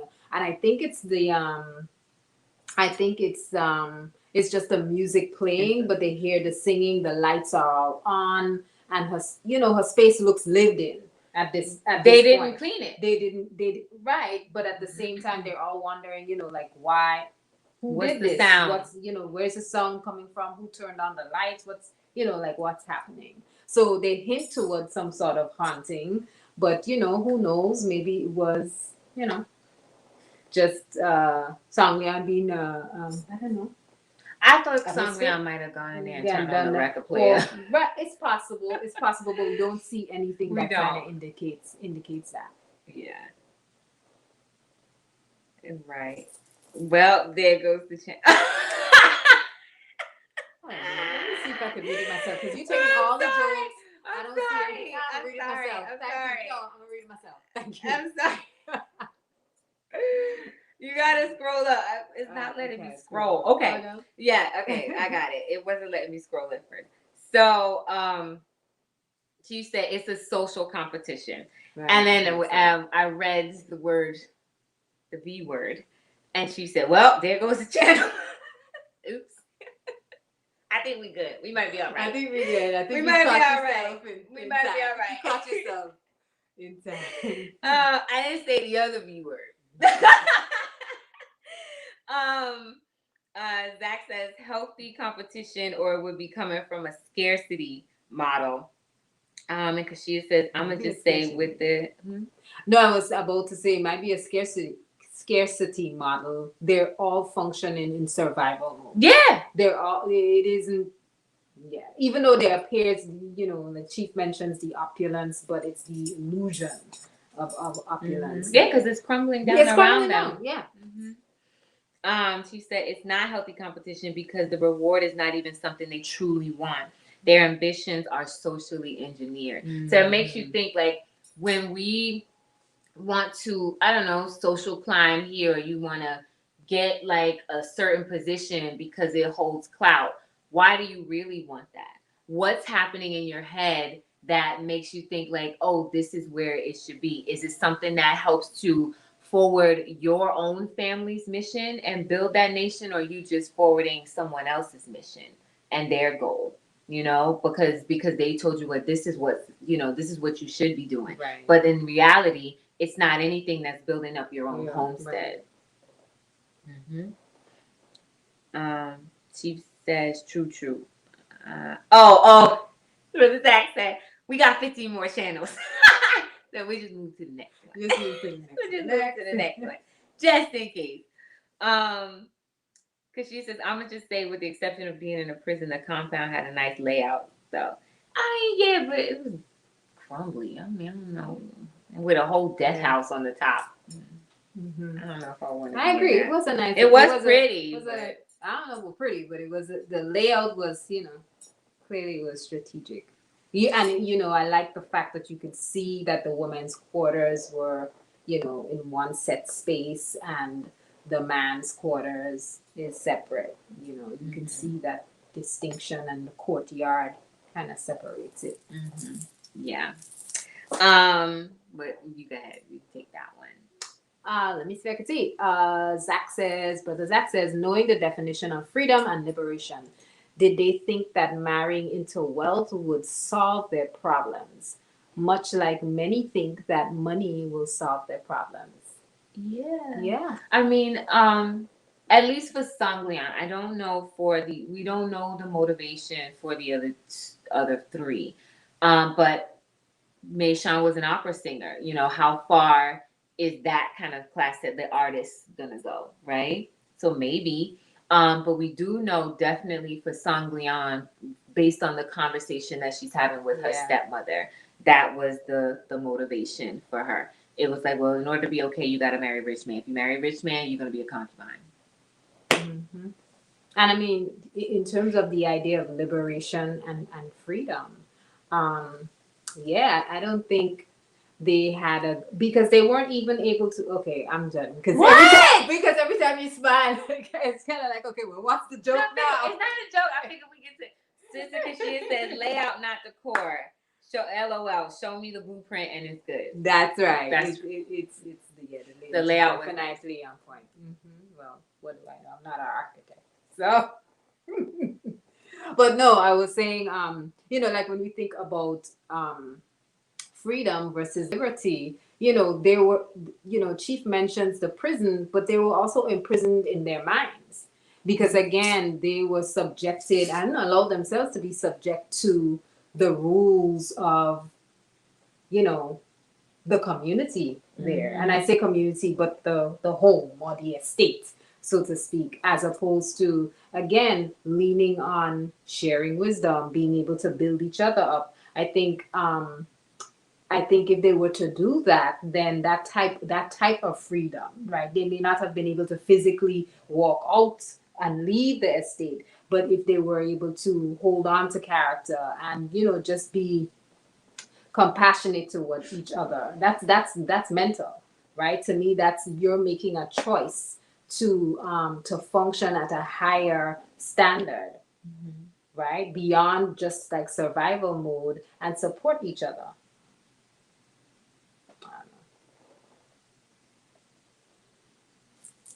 What's that? What's happening in the chat? Oh, chat. I thought you would read it. She says you want it because other people want it. It gives you a sense of superiority over other people who have not attained it. The ambition offered truly doesn't inspire us to bliss. Mm-hmm. That's how you have people who hate their jobs.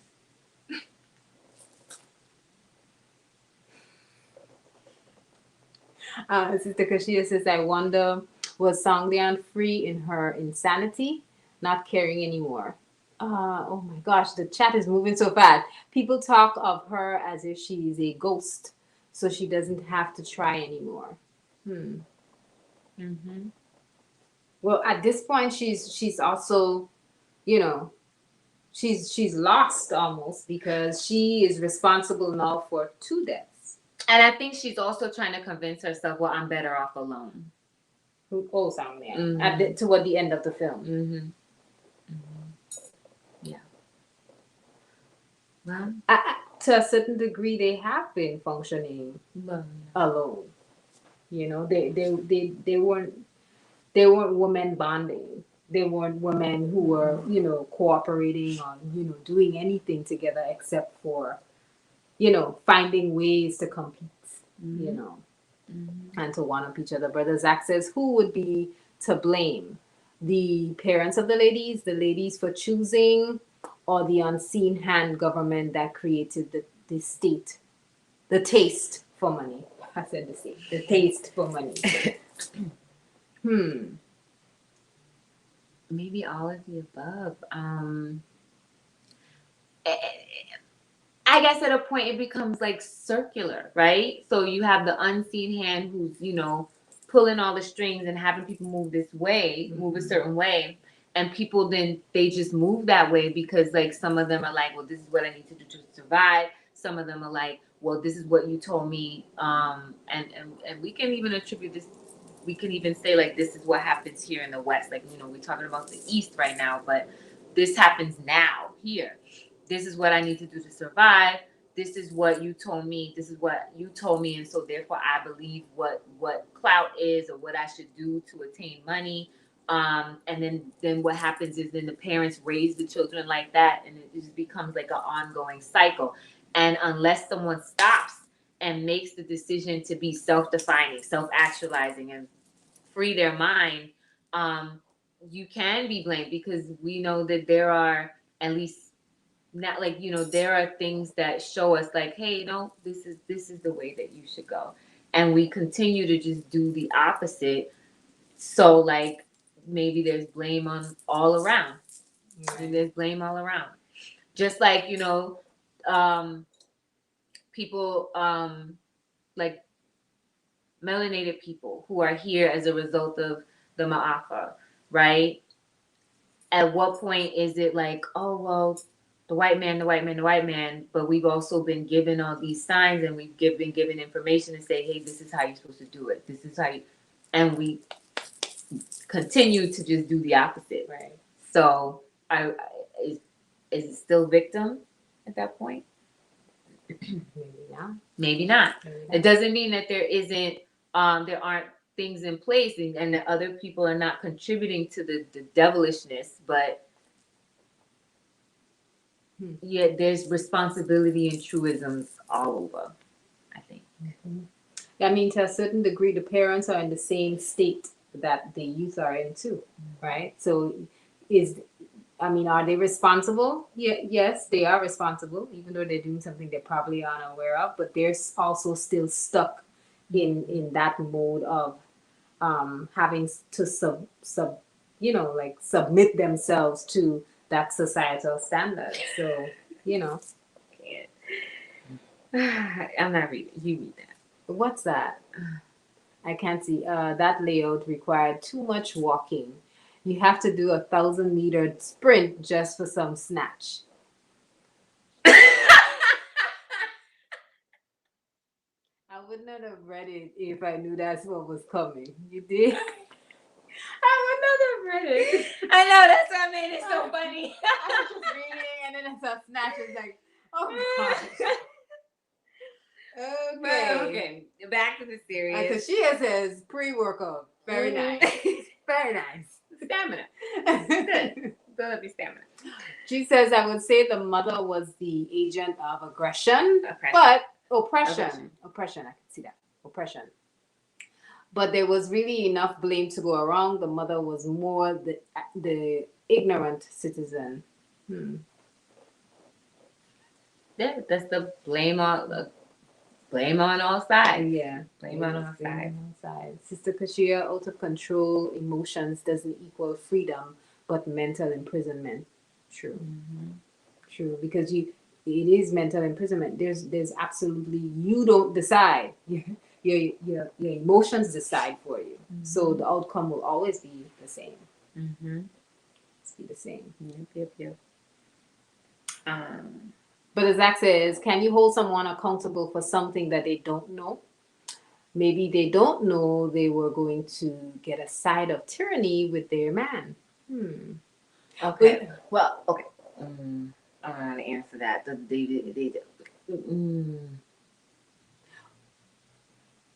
But the first thing that came to mind was ignorance of the law is no excuse. But, in the context of your question, they still continued to make choices even after they became aware of the situation. They continued to make choices that kept them in that same cycle. Chief said, "Oh, because she says ignorance of the law is no excuse. It is what comes to mind, right?" Um, Chief says, "Always held accountable for our causes, no matter for intention or precognition." Boom. Always held right. Always Right. held accountable, right? Their choices, yeah. Yeah. We have to be held accountable for the decisions we make, our actions, everything. Because when that feather is put on the scale, it's not, well, so and so said such and such. It's your own heart. And it affects Mhm. others. It affects, it's like a ripple effect. Yeah. All right. All right. Well, that was a long This was long, but it was good. Willingly, everyone enjoy the film. If you did watch it, you enjoyed the breakdown. Give thanks for all of the chatter and the engagement in the chat. Make sure you share our movie breakdowns. Share, like Brother Lowe does them every Thursday. So Brother Lowe is back. We are happy to give him a break. He said, "I'm gonna break y'all next week." So we are happy to give Brother Lowe a break, and we'll do it again. So Brother Lowe is back next strong. I don't remember the film. I'm so sorry. Apologies. I don't remember the film. But Brother Lowe is back next strong. And tomorrow, join us for Shema. We'll be back at 6:30. Shema will be returning at 6:30. And join Aki Antonio as he breaks down. We still in family, y'all. So, so get ready to go back on that ride. Also, make sure you like, share, and subscribe. There are always movie breakdowns every strong, and Brother Lowe will be back next week. Give thanks to everyone. I'm glad you liked the breakdown because we were nervous. We're like, what are we gonna say? Make sure we covered everything. If you're watching, like, share, subscribe, share it with family members and attach the link to the film and have conversation with them. Maybe you agree, maybe you disagree. Please leave royal comments and noteworthy comments in the comment section below. Okay, so the movie breakdown for Next Strong is Last Black Man in San Francisco. I have to watch that because I kept letting it slip off my radar. So make sure you watch it. So because when you watch the film, you can engage more. I'm not reading it. I saw it. I'm not going to read it. Not out loud. I read it already, but I'm not going to say it out loud. Last Black Man in San Francisco. Psych. Peace, everyone. Peace. Give thanks for joining us. Enjoy the rest of your evening. We will see you tomorrow in chat for Shema. Peace.